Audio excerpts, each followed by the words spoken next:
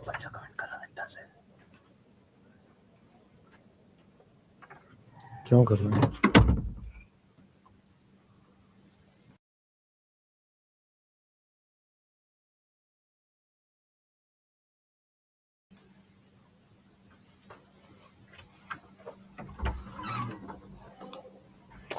Hello everyone, बेटा एक बार check करिए कि आपको ऑडियो वीडियो क्लियर है तो हम लेक्चर को स्टार्ट करेंगे। आज हमारा सेल साइकिल सेल डिवीजन का वैसे cell cycle in all division लिखा हुआ है, चेक इसको टिक कर लेते हैं। ठीक है, cell cycle and cell division का हमारे पास आज जो है बेटा लेक्चर नंबर 2 है, प्रॉपरली ओरिएंटेशन के बाद। ठीक है, तो आप लोग एक बार चेक करिए क्या आपको ऑडियो वीडियो क्लियर है। क्लास किस तरीके से पढ़ेंगे मैं ये बताऊंगा। सबसे पहले हम लोग क्लास का थोड़ा सा रिवीजन करेंगे, उसके बाद डोपा सॉल्व करेंगे, उसके बाद लेक्चर को स्टार्ट करेंगे। सभी बच्चे अगर जुड़ गए हैं तो एक बार चैट में ओके यस ये वाली बात लिख दो। एक बार चैट में ओके यस ये सारी बात लिख दो। हम लोग स्टार्ट कर रहे हैं, जल्दी जल्दी जल्दी बेटा, जल्दी जल्दी चैट में लिख दो। हाँ, क्वेश्चन के एक आंसर गलत था डोपा का, वो हम चेक कर लेते हैं। और डीपीपी में भी क्वेश्चन नंबर 7 में बेटा हमारे पास सेल डिवीजन आंसर है। ठीक है, करें स्टार्ट करें, जल्दी बताओ बेटा। डीपीपी प्रिंट के लिए हम कैसे कर रहे हैं बेटा, सुने ध्यान से। आपके मतलब जो ऐप है उसमें अपडेट आएगी तब डाउनलोड का ऑप्शन आ जाएगा।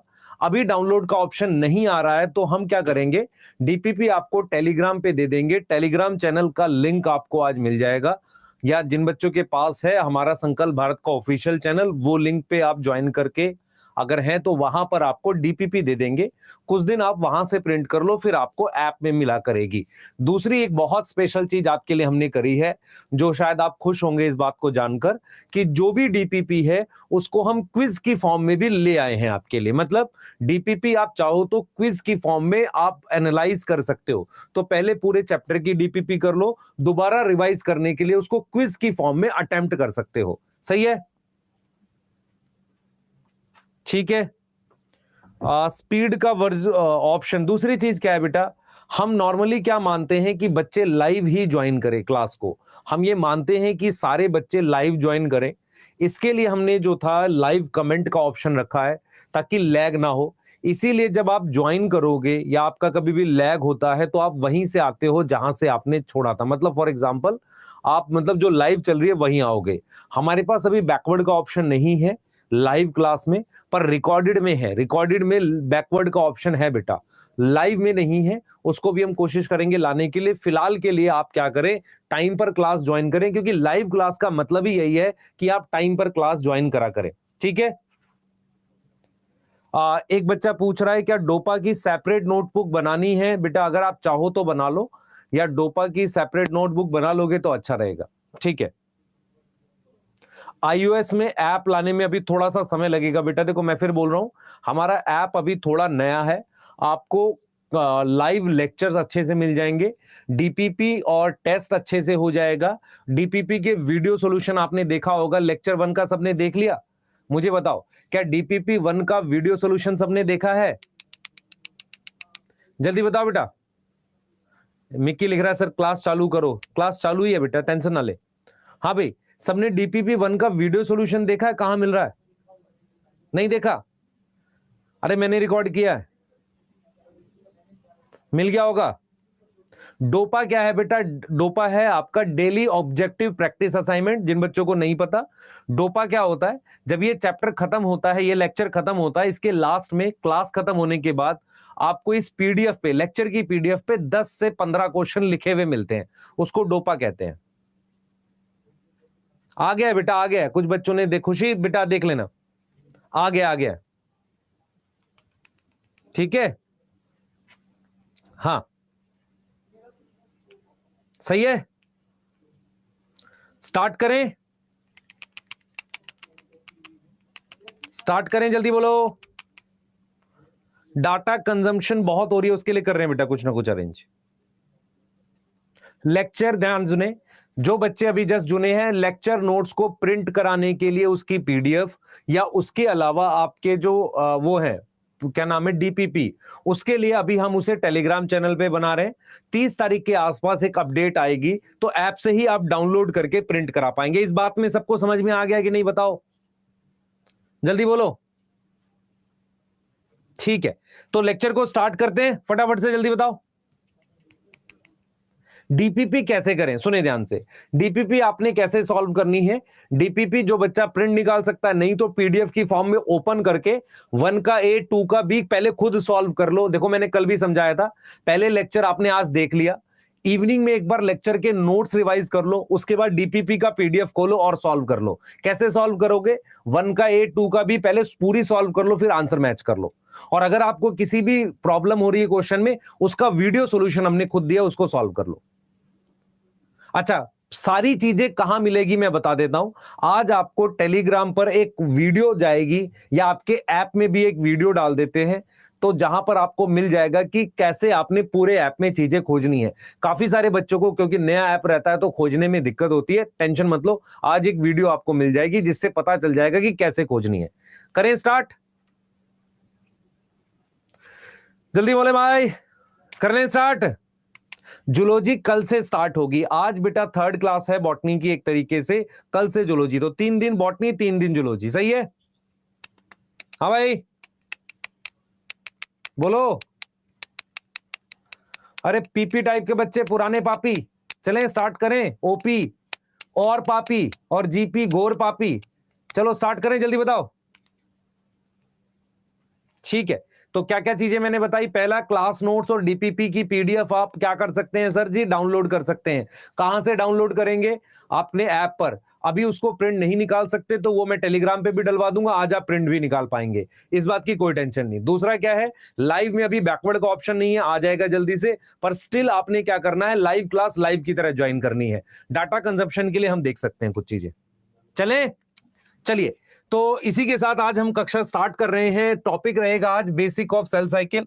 आज हमारा टारगेट है कि मैंने कल आपको सेल की कुछ बेसिक डिटेल बताई थी। सेल की बेसिक डिटेल बताने के बाद आज मैं आपको इस चैप्टर पे मूव करा ले जाऊंगा और काफी सारी चीजें पढ़ाने वाला हूं। ठीक है, काफी सारी चीजें आपको पढ़ाने वाला हूं, तो सभी बच्चे पूरा ध्यान से इस चीजों को समझेंगे कि जो मैं आपको आज कराऊंगा। आज मैं बेसिक ऑफ सेल साइकिल और फेजेस ऑफ सेल साइकिल पे बात करूंगा। ठीक है, तो पहली क्लास है कुछ बच्चों की, हो सकता है दूसरी क्लास हो। आपने कैसे करना है, क्लास के 7 नोट्स बनाने। आज मैं क्या करूंगा, सबसे पहले क्लास का थोड़ा सा रिवाइज करूंगा। आप बताना आपको समझ आया कि नहीं। रिवीजन थोड़ी सी फास्ट रहेगी तो आपको समझना पड़ेगा कि मैं एग्जैक्टली क्या बता रहा हूं। सबसे पहले कल जो क्लास पढ़ाई थी मैंने उसमें बोला था कि सेल क्या होता है, कंपार्टमेंट होता है। कंपार्टमेंट का क्या मतलब होता है, चैम्बर होता है एक तरीका का। ठीक है, उसमें जो अंदर है कुछ केमिकल रिएक्शन हो रहे होते हैं, ए कन्वर्ट होता है बी में, उसको हम मेटाबॉलिक रिएक्शन कहते हैं, क्योंकि उसको कौन कराता है, एंजाइम कराता है। और ये मेरे पास उसकी मेम्ब्रेन होती है। ये मेम्ब्रेन किसकी बनी होती है, कौन बताएगा, ये मेम्ब्रेन लिपिड की बनी होती है, जो बाहर और अंदर के एनवायरनमेंट को अलग करती है। जब हम सेल को ध्यान से देखते हैं तो सेल में आपको यह समझ में आएगा कि अंदर जो पानी होता है उसे साइटोप्लाज्म कहते हैं, जिसके अंदर आपके केमिकल रिएक्शन हो रहे हैं। उसके बाद मैंने ये बताया था कि ये मेम्ब्रेन लिपिड की बाइलेयर है। इस लिपिड की बाइलेयर को हम सेल मेम्ब्रेन कह रहे हैं। तो हम रिवीजन कर रहे हैं लास्ट क्लास का। दूसरी चीज मैंने आपको ये बताई थी कि हमारे पास क्या होता है, इस सेल मेम्ब्रेन पर क्या बने होते हैं, ऐसे चैनल्स बने होते हैं ताकि चीजें अंदर और बाहर मूव कर सके। ऐसे ये चैनल्स बने होते हैं या पंप होते हैं। कौन बच्चा बताएगा ये चैनल किस केमिकल के बने हैं, ये चैनल किस चीज के बने हैं, जल्दी बताओ बेटा, जल्दी बताओ। ये चैनल किस चीज के बने हुए हैं, ये चैनल बने हुए हैं प्रोटीन के। बहुत बढ़िया, प्रोटीन के बने हुए हैं। उसके बाद हमने ये बोला था कि सेल जो है बेटा उसमें अंदर और बाहर के एनवायरनमेंट के लिए ये मेम्ब्रेन है। उसके बाद इसके अंदर साइटोप्लाज्म होता है जहां केमिकल रिएक्शन चलता है। केमिकल रिएक्शन को हमेशा कौन कराता है, एंजाइम कराता है।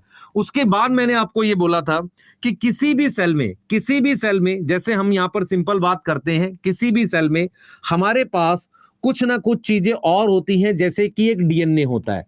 डीएनए क्या करता है, सेल के अंदर सारे केमिकल रिएक्शंस को कंट्रोल करता है। डीएनए क्या है, एक तरीके से इंफॉर्मेशन स्टोर होती है। याद आ रहा है कल का लेक्चर? हाँ, डीएनए क्या है, इंफॉर्मेशन एक तरीके से क्या होती है, स्टोर होती है। डीएनए से आरएनए बनता है, आरएनए से क्या बनती है, प्रोटीन बनती है। इसका मतलब सेल के अंदर सब कुछ कौन कंट्रोल करता है, डीएनए कंट्रोल करता है। फिर मैंने आपको कहा था सेल दो तरह के होते हैं, एक प्रोकैरियोटिक सेल और एक यूकैरियोटिक सेल। प्रोकैरियोटिक सेल का डीएनए और सारी चीजें साइटोप्लाज्म में होती हैं। यूकैरियोटिक सेल में चैम्बर बने रहते हैं। चैम्बर का मतलब होता है ऑर्गेनल। जैसे ये चीज क्या है, इसको न्यूक्लियस बोल दिया। उसके अलावा और भी छोटे छोटे चैम्बर होते हैं जहां अलग अलग रिएक्शन चलते रहते हैं। इन्हें हम क्या नाम देते हैं, ऑर्गेनल का नाम देते हैं। क्लियर है। उसके बाद मैंने बोला था आपको कि सेल के अंदर की चीज को बोलते हैं इंट्रासेलुलर। क्या बोलेंगे, इंट्रासेलुलर बोलेंगे। ठीक है सर। और अगर मैं सेल के बाहर बोलूंगा तो उसे क्या लिखेंगे, एक्स्ट्रा सेलुलर लिखेंगे। आप में से कितने बच्चों को यह पता है, ध्यान सुनेंगे, आप में से कितने बच्चों को पता है, बताना मुझे। वायरस इज ए कैसा पैरासाइट है, इंट्रासेलुलर पैरासाइट है, ध्यान दे बेटा, या वो एक्स्ट्रा सेलुलर पैरासाइट है। कौन बच्चा बताएगा वायरस कैसा पैरासाइट है, इंट्रासेलुलर है या एक्स्ट्रा सेलुलर है? क्या मतलब है इस बात का, सोचो ध्यान से, सोचो सोचो।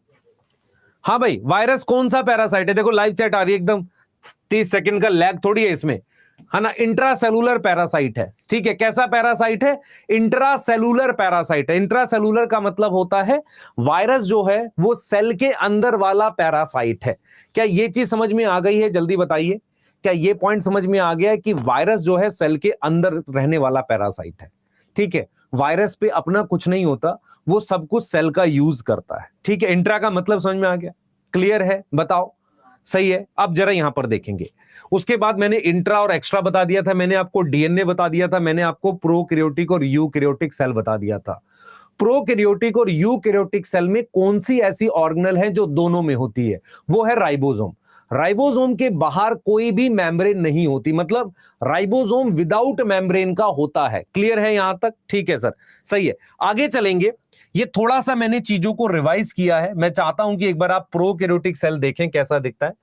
प्रोकैरियोटिक सेल जो है बेटा कुछ इस तरीके का दिखेगा, जिसमें ये इसकी सेल मेम्ब्रेन होगी, ये इसमें इसके अंदर न्यूक्लियोइड हो सकता है ना। आप अगर ध्यान से देखेंगे तो ये इसका डीएनए है, जिसको हम न्यूक्लियोइड बोल सकते हैं। क्या बोलेंगे भाई, इसको हम क्या बोलेंगे बताओ, इस डीएनए को हम क्या बोलेंगे, न्यूक्लियोइड बोल सकते हैं। सही है सर, बढ़िया, मजा आ रहा है। और ऐसे कोई प्लाज्मिड भी बोल सकते हो, अलग से डीएनए होता है। ठीक है, क्लियर है। ये इसका फ्लैजिला हो सकता है। तो ये चीजें जो है ना बेटा, ये मैंने कुछ आपको वैसे ही दिखा दिया कि, और देखो अगर आप ध्यान से देखोगे ये यूकैरियोटिक सेल है। यूकैरियोटिक सेल में आप देख सकते हो ये अलग अलग ऐसे चैम्बर बने हुए हैं, आप देख पा रहे हो, इस तरीके से चीजें चैम्बर बने हुए हैं। और ये देखो ये लिपिड की बाइलेयर है, ये देख पा रहे हो कि नहीं बताओ, ये देख रहे हो लिपिड की डबल लेयर है, प्लाज्मा मेम्ब्रेन ये रही है कि नहीं। और ये फिर न्यूक्लियस है, इसके अंदर डीएनए है। तो पॉइंट ये है कि कल जो हमने डिस्कस किया था उस बात में किसी को कोई डाउट है? जल्दी बताए बेटा। बच्चे इसका 3D भी हम कराएंगे, लेकिन हम कराएंगे 3D माइटोसिस मियोसिस वाले टॉपिक का। सही है, बताओ यहां तक कोई डाउट है, जल्दी बता दो। यहां तक कोई डाउट है क्या, हम आगे चल सकते हैं? लास्ट मैंने कहां छोड़ा था, जल्दी से याद करो। मैंने आपको छोड़ा था, मैं आपको कुछ डेफिनेशंस पढ़ा रहा था। मैं आपको एक्स्ट्रा सेलुलर, इंट्रासेलुलर और इंटरसेलुलर की बात कर रहा था। याद आया कि नहीं बताओ, याद आया कि नहीं, याद आया? हाँ, याद आया। उसके बाद मैं आपको पढ़ा रहा था प्रोटोप्लास्ट, प्रोटोप्लाज्म। याद करो, जल्दी से याद करो। आपको मैं क्या पढ़ा रहा था उसके बाद? प्रोटोप्लास्ट, प्रोटोप्लाज्म, ऐसी चीजें पढ़ा रहा था। सही है। राइबोसोम दोनों में होते हैं बेटा, पर उससे पहले क्या हम एक बार डोपा सॉल्व कर ले, जल्दी से आ जाओ एक बार डोपा सॉल्व कर लेते। कल कम क्वेश्चन थे, अब डोपा में ठीक क्वेश्चन मिला करेंगे आपको, 10 तो मिनिमम मिलेंगे, है ना। ऑल सेल हैव, भाई सभी तरह के सेल में क्या होगा बताओ? सभी तरह के सेल में राइबोसोम होता है, डीएनए होता है, मेम्ब्रेन होती है। कुछ एक्सेप्शन है डीएनए को लेकर, जैसे आरबीसी और सीव ट्यूब, पर वैसे नॉर्मली सभी तरह के सेल में हमारे पास क्या होगा, 1 का डी आएगा, डीएनए, राइबोसोम, मेम्ब्रेन। फिर क्या है, इंफॉर्मेशन ऑफ सेल। किसी भी सेल में क्या कराना है, ये इंफॉर्मेशन कहां स्टोर होती है? आरएनए प्रोटीन में नहीं, डीएनए में स्टोर होती है। क्या होती है? स्टोर होती है। अगर इसकी जगह express in form of, information express होती है प्रोटीन की फॉर्म में, मतलब डीएनए से आरएनए भी एक्सप्रेस करना कहते हैं, पर आरएनए से बनती क्या है? प्रोटीन। अगर स्टोर बोले तो डीएनए की फॉर्म में। सही है। कोई मुझे बताएगा क्या इंफॉर्मेशन आरएनए की फॉर्म में स्टोर हो सकती है? कौन बच्चा बताएगा, बताओ। इंफॉर्मेशन आरएनए की फॉर्म में स्टोर हो सकती है? यस और नो बताओ जल्दी से, क्या हो सकती है? अगर हो सकती है यस तो एग्जांपल बताओ। यस हो सकती है वायरस में। मेरी बात सुनो ध्यान से, सभी तरह के लिविंग सेल में, सभी तरह के लिविंग सेल में जेनेटिक मटेरियल डीएनए होता है। जेनेटिक मटेरियल का मतलब होता है कि उसमें उसमें ध्यान से सुनेंगे, उसमें डीएनए इंफॉर्मेशन स्टोर करता है। पर कुछ वायरस ऐसे होते हैं जिनके अंदर आरएनए भी इंफॉर्मेशन स्टोर करता है। तो आपको याद रखना है, आपको ये याद रखना है कि अगर आपसे कोई पूछे कि आरएनए इंफॉर्मेशन स्टोर कर रहा है, ऐसे ऑर्गेनिज्म का नाम बताओ, तो सिर्फ वायरस हो सकता है। प्रोकैरियोटिक, यूकैरियोटिक सभी तरह के सेल्स में सिर्फ डीएनए इंफॉर्मेशन स्टोर करता है। क्या मेरी बात समझ में आ गई है? नहीं, आरबीसी में स्टोर नहीं हुई है बेटा, वो एक्सप्रेस हो गई। आरएनए वो टूट जाता है कुछ समय के बाद आरबीसी का। वाई नॉट आरबीसी बता तो रहा हूं। आरबीसी में क्या होता है बेटा, डीएनए से आरएनए बन गया है, वो आरएनए प्रोटीन बनाता रहता है। पर आरएनए कोई परमानेंट चीज नहीं होती, कुछ टाइम के बाद आरएनए अपने आप डिस्ट्रॉय हो जाता है। पर डीएनए जो है ना, जैसे व्हाट्सएप मैसेज होते हैं ना, ऑटो डिलीटेड इन 24 आवर्स, ऐसे ही आरएनए जो होता है ना, ऑटो डिग्रेड होता है आफ्टर फ्यू टाइम। पर डीएनए नहीं होता। तो इसका मतलब इंफॉर्मेशन जो स्टोर करता है उसे जेनेटिक मटेरियल कहते हैं। सभी तरह के लिविंग ऑर्गेनिज्म में, चाहे वो यूकैरियोटिक हो, चाहे प्रोकैरियोटिक हो, चाहे सिंगल सेल का हो, चाहे मल्टी सेलुलर हो, सभी में इंफॉर्मेशन कौन स्टोर करता है? डीएनए स्टोर करता है। सही है, बोलो। How to get dopa? Dopa क्या है बेटा? इसी पीडीएफ में, जैसे आज मैंने क्लास पढ़ाई है, क्लास पढ़ाने के बाद ये पीडीएफ आपको ऐप में मिलेगी। वहां पर ये क्वेश्चंस आपको दिख जाएंगे डोपा के। आपने अपनी कॉपी में कहीं उसे सॉल्व कर लेना है। सही है, बहुत अच्छे। डीएनए ऑफ ई कोलाई, इसका आंसर क्या है भाई? क्वेश्चन 2 का फर्स्ट है, DNA of E coli present in. हाँ भाई, कहां प्रेजेंट होगा? मेरी बात सुने, ई कोलाई क्या है? सबसे पहले बच्चे बताओ, बैक्टीरिया है। सर आपको कैसे पता? तुझे भी पता हो जाएगा धीरे धीरे, ई कोलाई बैक्टीरिया है। तो इसका जो डीएनए है वो कहां मिलता है? साइटोप्लाज्म में। कहां मिलेगा? साइटोप्लाज्म में। ये हो गया आंसर। आगे चलते हैं। Channel is present in. Channel क्या है बेटा? एक तरह का गेट है, तो वो सभी तरह की मेम्ब्रेन पर होगा। आरबीसी, ई कोलाई, अमीबा सभी तरह की मेम्ब्रेन पर होगा। क्वेश्चन 4 का हमारे पास डी होगा। सही है, क्वेश्चन 4 का डी होगा। चैनल उस पे होगा, वायरस में होते हैं चैनल? नहीं होते, क्योंकि वायरस नॉन लिविंग है ना, उसमें कोई चीज अंदर बाहर थोड़ी मूव करती है। Which is common in prokaryotic and eukaryotic cell. Membrane common होती है, लिपिड की बनी है। डीएनए इनसाइड न्यूक्लियस किस में होता है? यूकैरियोट में। आरएनए इन ईआर, ये होता ही नहीं है कुछ ऐसा, ये होगा नहीं। तो क्वेश्चन नंबर 5 का क्या आएगा? ए। कौन बच्चा बताएगा कि क्या समानता है प्रोकैरियोट और यूकैरियोट की मेम्ब्रेन की? दोनों मेम्ब्रेन लिपिड की डबल लेयर होती है और लिपिड फॉस्फोलिपिड होता है। क्या समझ में आया? दोनों मेम्ब्रेन लिपिड की बाई लेयर होती है और वो कौन सा लिपिड होता है? फॉस्फोलिपिड। चलिए आ जाइए, आगे आ जाते हैं। साइटोप्लाज्म ई कोलाई, हाँ भाई, उसमें क्या होगा? Chemical reaction and single strand RNA. हमेशा याद रखो, मैं अभी आपको इस बात पे बताऊंगा भी। हम डीएनए पर आ रहे, सिंगल स्ट्रैंड आरएनए होता है क्या? नहीं। मेटाबॉलिक रिएक्शन एंड एंजाइम होंगे, हाँ। राइबोसोम और एंजाइम होंगे, हाँ। 4th आ जाएगा, ठीक है। तो 5th का हमारे पास क्या आ रहा है? ए। यहां पे आंसर करेक्शन देंगे, 5th का ए आएगा, करेक्ट कर लेंगे। सही है, आगे चलते हैं बेटा। चलिए हम लोग आ गए हैं वापसी उस चीज पर जिस पे हमने बात की थी। जल्दी से यहां पर हमने छोड़ा था, इस चीज को एक बार डिस्कस कर लेते हैं आगे। चलिए स्टार्ट करते हैं, कर लें डिस्कस इसको एक बार फटाफट से।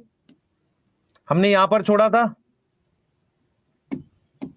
एक बार इसको डिस्कस कर ले फटाफट से। आ जाओ, इधर देखो बेटा सारे। ये मान लो सेल मेम्ब्रेन है,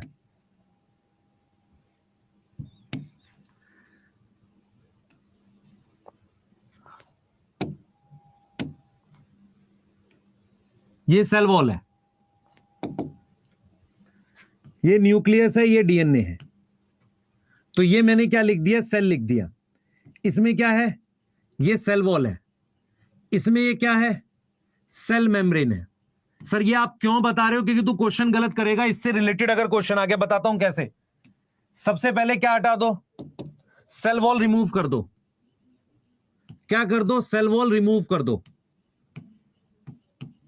मान लो ये सेल वॉल सेलुलोज की है, तो इसका मतलब ये सेल कौन सा है? प्लांट सेल है। चलो मान लेते हैं ये प्लांट सेल है, सही है सर। अब इसमें से सेल वॉल हटा दी, ध्यान दे बेटा, सेल वॉल हटा दी, तो सेल वॉल हटाने के बाद जो मेरे पास बच गया, इधर देख बेटा, पूरा फोकस कर, ये बच गया, ये न्यूक्लियस है, ये मेरे पास ये हो गया, और ये ऑर्गेनल्स भी हैं। ये क्या है? ऑर्गेनल्स हैं। ऑर्गेनल्स पता है ना, ये सब ऑर्गेनल्स हैं यहां पे। अब मैं जो बोलूंगा उसको ध्यान से सुनेंगे सारे बच्चे, फोकस करो पूरा पूरा। अब जो चीज बची सेल माइनस सेल वॉल, उसको मैंने लिख दिया प्रोटोप्लास्ट। तो प्रोटोप्लास्ट क्या होता है? सेल माइनस सेल वॉल होता है, ठीक है। अब आ जाते हैं, अब रिमूव कर दो प्लाज्मा मेम्ब्रेन। ये जो प्लाज्मा मेम्ब्रेन है ना, सेल मेम्ब्रेन है, इसे प्लाज्मा मेम्ब्रेन भी कह रहे हैं। तो ये जो सेल मेम्ब्रेन है ना, प्लाज्मा मेम्ब्रेन, इसको क्या कर दो? रिमूव कर दो। तो आपने क्या कर दिया? प्लाज्मा मेम्ब्रेन रिमूव कर दी, रिमूव कर दी। अब आपके पास क्या बच गया? सुनना ध्यान से। आपने प्लाज्मा मेम्ब्रेन रिमूव कर दी, क्या क्या बच गया? ये न्यूक्लियस है, ये इसका डीएनए है, ये ऑर्गेनल्स हैं, ये ऑर्गेनल्स बच गई, ठीक है। अब ये जो चीज है इसको प्रोटोप्लाज्म कह दो, कोई दिक्कत नहीं है। इसको क्या कह दो? प्रोटोप्लाज्म कह दो, सही है। इसको क्या बोल दो? प्रोटोप्लाज्म बोल दो, सही है सर। आगे चलो, इसमें से क्या करो बेटा? अब क्या करो? अगर आप चाहो तो साइटोप्लाज्म भी लिख सकते हो। सुन लो ध्यान से, साइटोप्लाज्म क्या है हमारे पास, क्या है। अब आप चाहो तो क्या लिख सकते हो? मान लो न्यूक्लियस हटा दो यहां से, ठीक है, तो आप क्या लिख सकते हो? रिमूव कर दो न्यूक्लियस। तो अब आप क्या लिख सकते हो? साइटोप्लाज्म लिख सकते हो। क्लियर है? आप क्या लिख सकते हो? साइटोप्लाज्म लिख सकते हो। मेरी बात समझ में आ रही है? तो इसका मतलब ये सारी चीजें हैं बेटा, ये सारी चीजें हैं। तो आपको कुछ कुछ बातें समझ में आ रही है, ये टर्म्स कुछ कुछ बातें समझ में आ रही है बच्चे। मैं आपका सिलेबस बहुत पहले खत्म करूंगा, टेंशन मत लो। अगर मैं बेसिक बना दूंगा, देखो इसका क्वेश्चन कैसे आएगा, इसका मतलब मैं आपको क्लियर हूं यहां पर क्या क्या बताया मैंने। जरा एक बार देख लो ध्यान से, फिर क्वेश्चन बताऊंगा इसका। देखो इसका क्वेश्चन कैसे आएगा, आपको यह समझ में आ रहा है कि सेल में क्या है? Cell is equal to cell wall, membrane, organelle, वो जो लिक्विड है, प्लस न्यूक्लियस है। लिक्विड मतलब जहां पर रिएक्शन हो रहा है। फिर प्रोटोप्लास्ट क्या है? आप खुद देख लो। प्रोटोप्लास्ट में मेम्ब्रेन है, ऑर्गेनल है,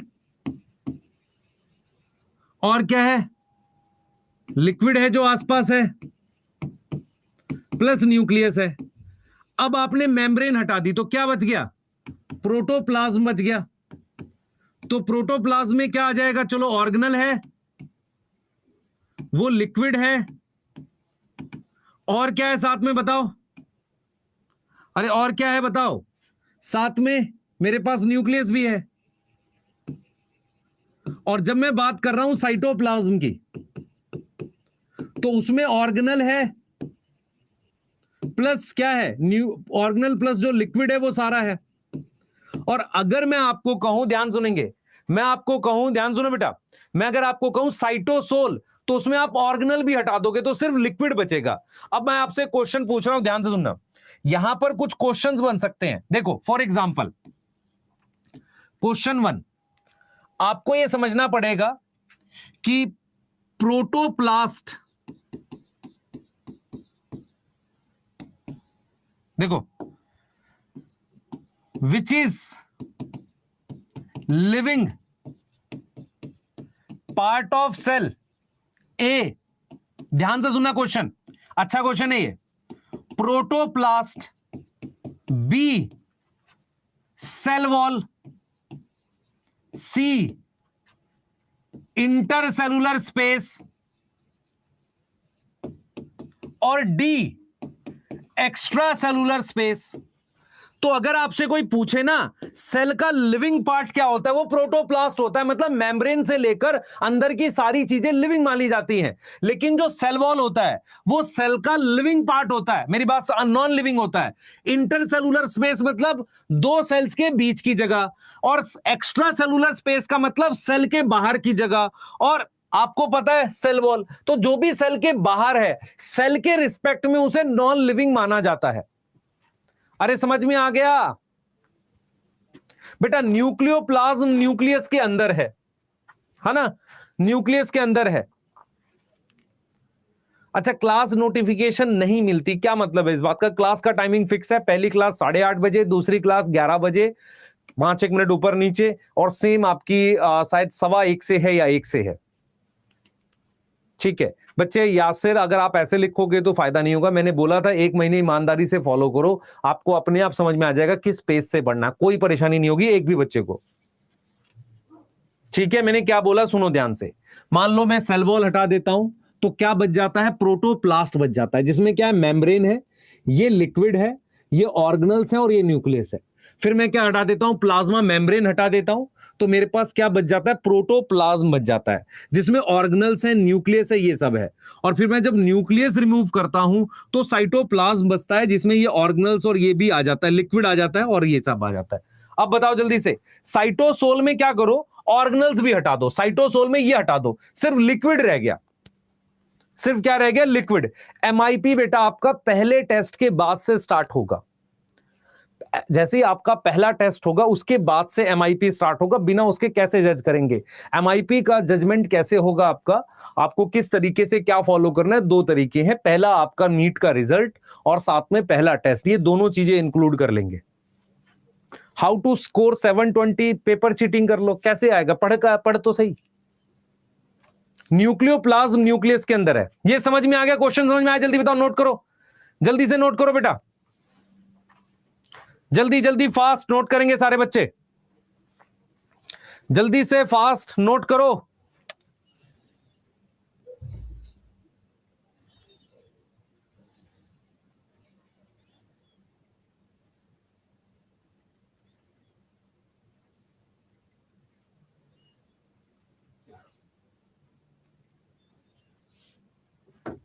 जल्दी बोलो बेटा।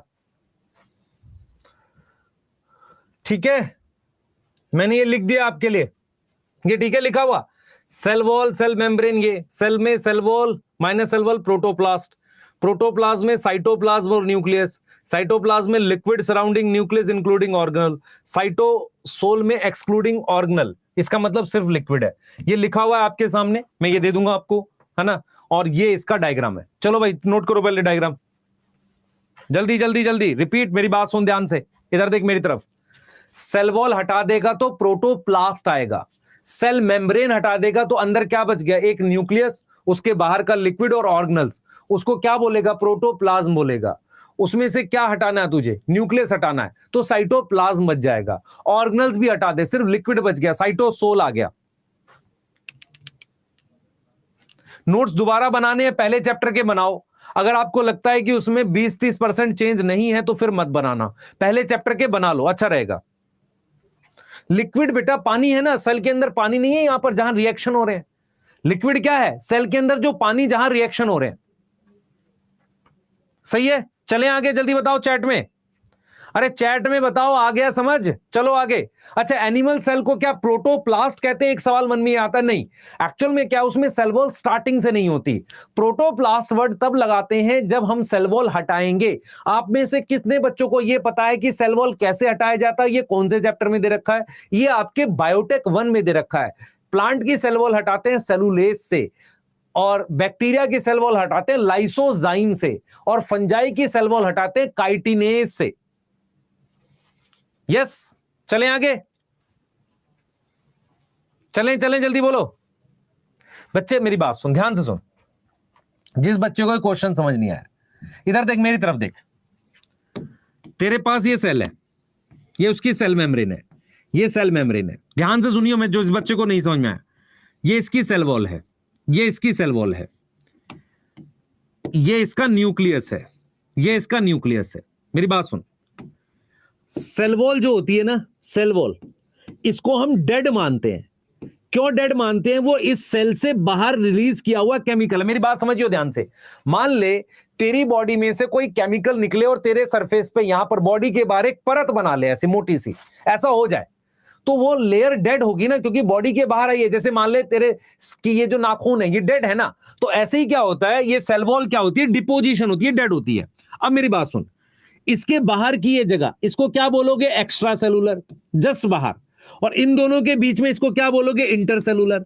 तो जो लिविंग पार्ट होता है ना वो ये होता है। देख लिविंग पार्ट क्या क्या होता है सेल का, एक होती है ये सेल मेम्ब्रेन, इसको लिविंग पार्ट मानते हैं सेल का, सेल मेम्ब्रेन लिविंग है।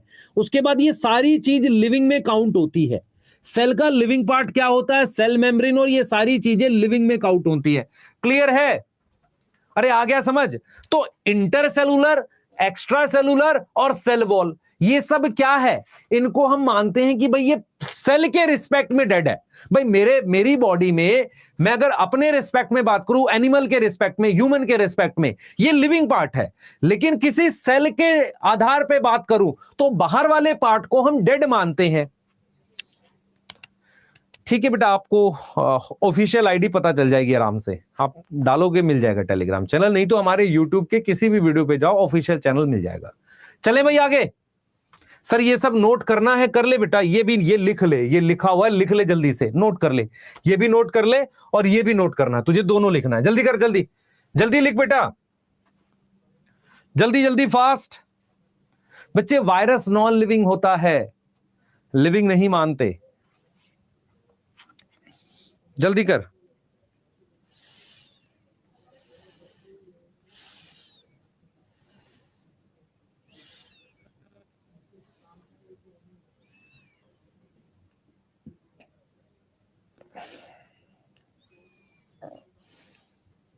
ठीक ठीक है, लिख लिया सबने? चलें आगे।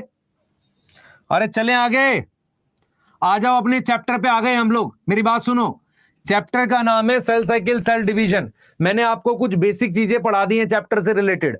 अब मैं आ रहा हूं, मतलब सेल से रिलेटेड कुछ बेसिक बातें बता दी हैं। अब मैं आ गया हूं किस पे, उस टॉपिक पे जिसके लिए ये चैप्टर बना है। मैं सबसे पहले आपको डीएनए समझाऊंगा क्या होता है, उसकी लोकेशन क्या होती है, डीएनए कैसे काम करता है, उसके बाद हम चीजें देखेंगे। तो ये आपके नोट्स थे, ये आपने लिखने थे, और साथ में आपको ये दो चीजें लिखनी थी।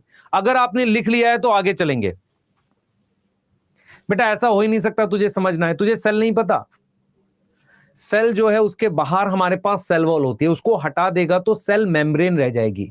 सेल मेम्ब्रेन और उसके सारे अंदर के पार्ट को लिविंग पार्ट मानते हैं सेल का।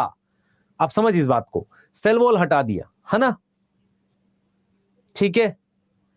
डोपा 1 का एक क्वेश्चन गलत था, वो ठीक कर दिया। जूलॉजी की क्लास कल से स्टार्ट होगी, ठीक है।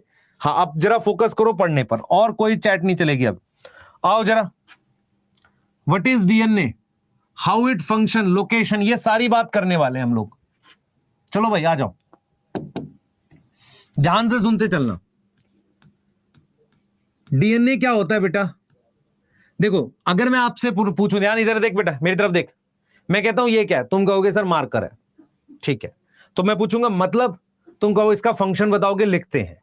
तो ऐसे ही तुमसे जब कोई डीएनए पूछेगा, दो चीज बता सकते हो। पहला, डीएनए किस चीज का बना है, जैसे मैं कहूंगा ये क्या है, तुम कहोगे सर ये मार्कर है, प्लास्टिक का बना हुआ है। तुमने मुझे दो बात बताई, पहली बात तुमने ये बताई कि ये चीज प्लास्टिक की बनी हुई है, दूसरा ये क्या करता है, लिखने के काम आता है। समझ में आ रहा है? सही है सर। ऐसे ही जब मैं आपसे पूछूंगा व्हाट इज डीएनए, तो सबसे पहली चीज तुम क्या बताओगे। इसी तरीके से पढ़ा जाता है चीजों को बेटा।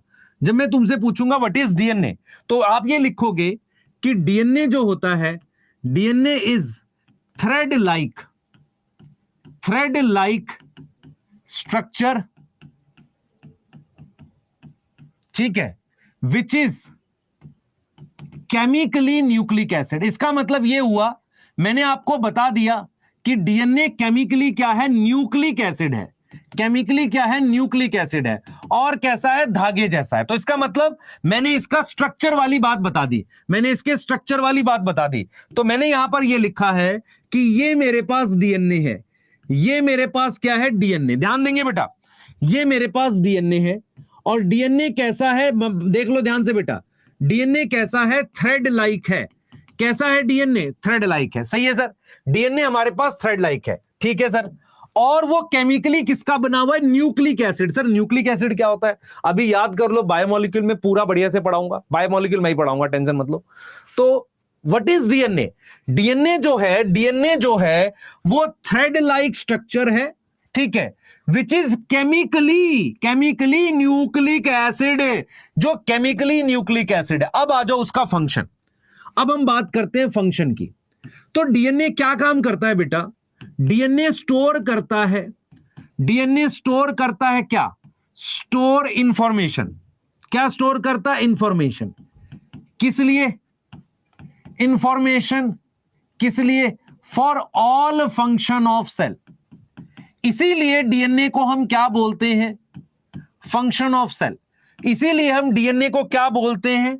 सो DNA is genetic material. DNA is genetic material. मेरी बात समझ में आई कि नहीं बताओ? क्या यहां तक समझ में आ गई? ठीक है, क्लियर है? जल्दी बोलो बेटा, जल्दी बोलो। क्या यहां तक समझ में आ गई? ठीक है, सही है, जल्दी बोलेंगे। क्या यहां तक समझ में आ गई? तो सबसे पहले आपको यह समझना पड़ेगा कि डीएनए क्या होता है। डीएनए एक धागे जैसा स्ट्रक्चर है जो किसका बना है? न्यूक्लिक एसिड का। सही है सर। दूसरी बात क्या है कि डीएनए में एक इंफॉर्मेशन स्टोर होती है, इसीलिए क्या बोलते हैं उसे? न्यूक्लिक एसिड कहते हैं। क्या बोलते हैं? Nucleic acid. यहां तक कोई डाउट है? बताओ, जल्दी बोलो। चैट ऑफ करने से क्या फायदा होगा? देखते हैं, ट्राई करते हैं। तुम्हें चैट शायद नहीं दिख रही होगी, अब थोड़ी देर के लिए डिसेबल कर देते हैं।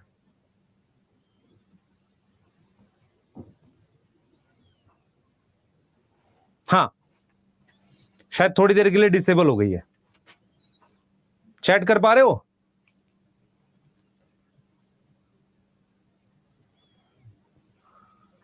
ठीक है, हाँ, अब चुपचाप पढ़ो ध्यान से। आप भेज पा रहे हो, आपको दूसरे की चैट नहीं दिखेगी। अब ध्यान दो।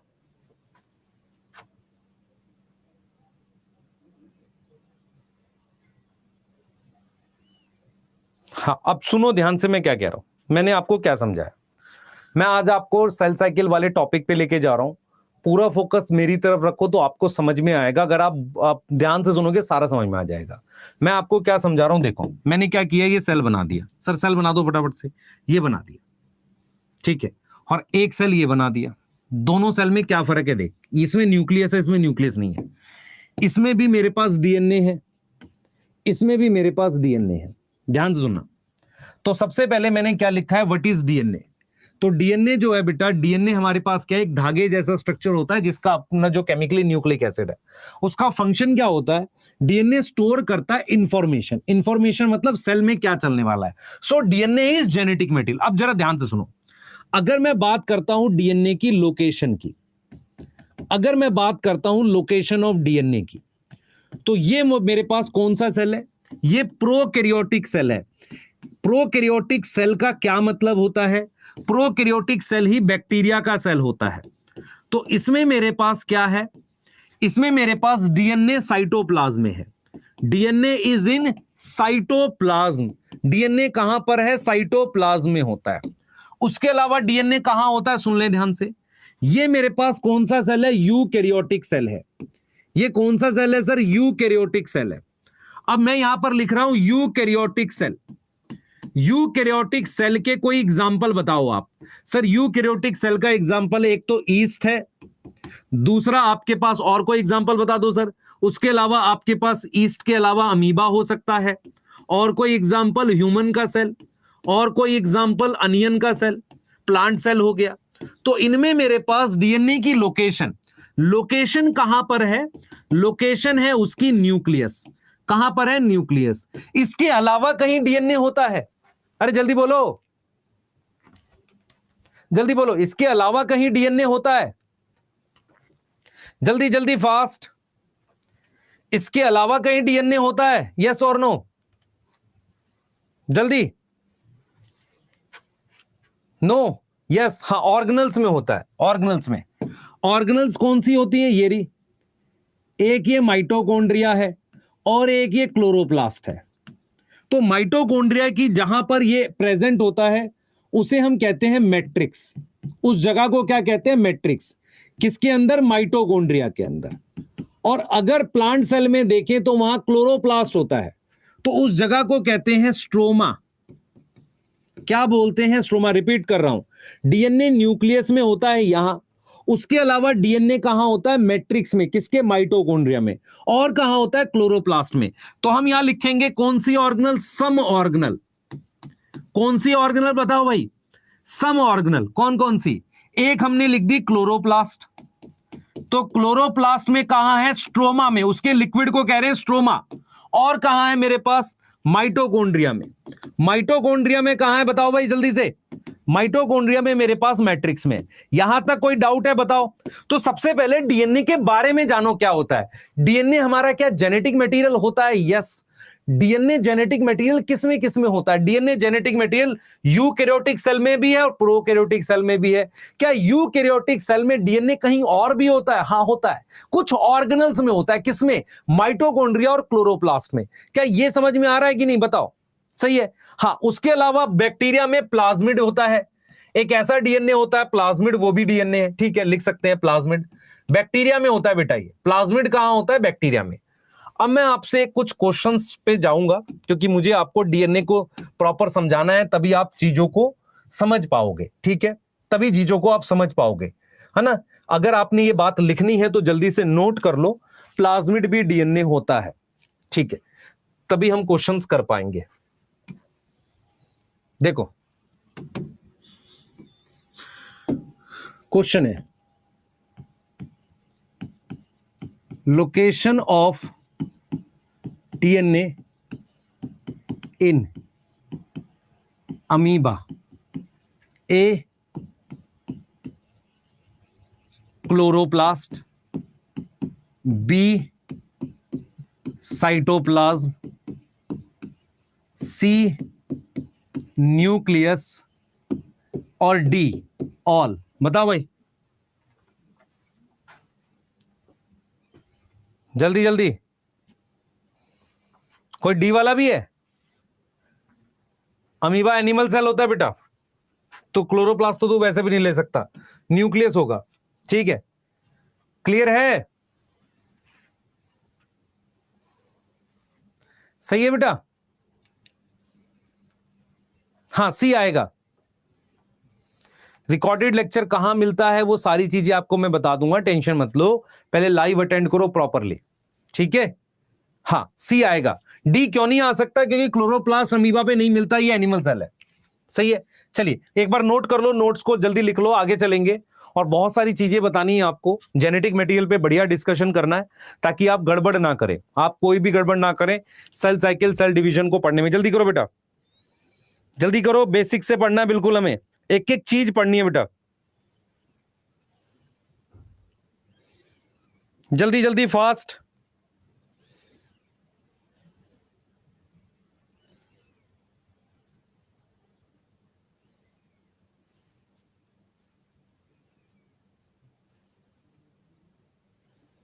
हो गया?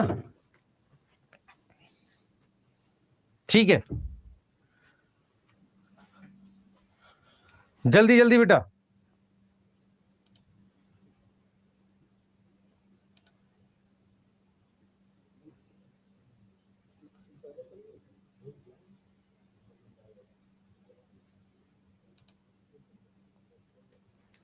ठीक है, एक मिनट के लिए बैक स्लाइड कर दूं, जल्दी करो, नोट कर लो बेटा, जिसको लिखा नहीं था जल्दी जल्दी से नोट कर लो, जल्दी से नोट कर लो। डीएनए को लेकर जितनी बातें बताई हैं एक बार नोट कर लो, आगे चलेंगे। अरे लिख लिया? हैंड रिटन नोट्स मिल जाएंगे आपको इसके 2 से 3 दिन में।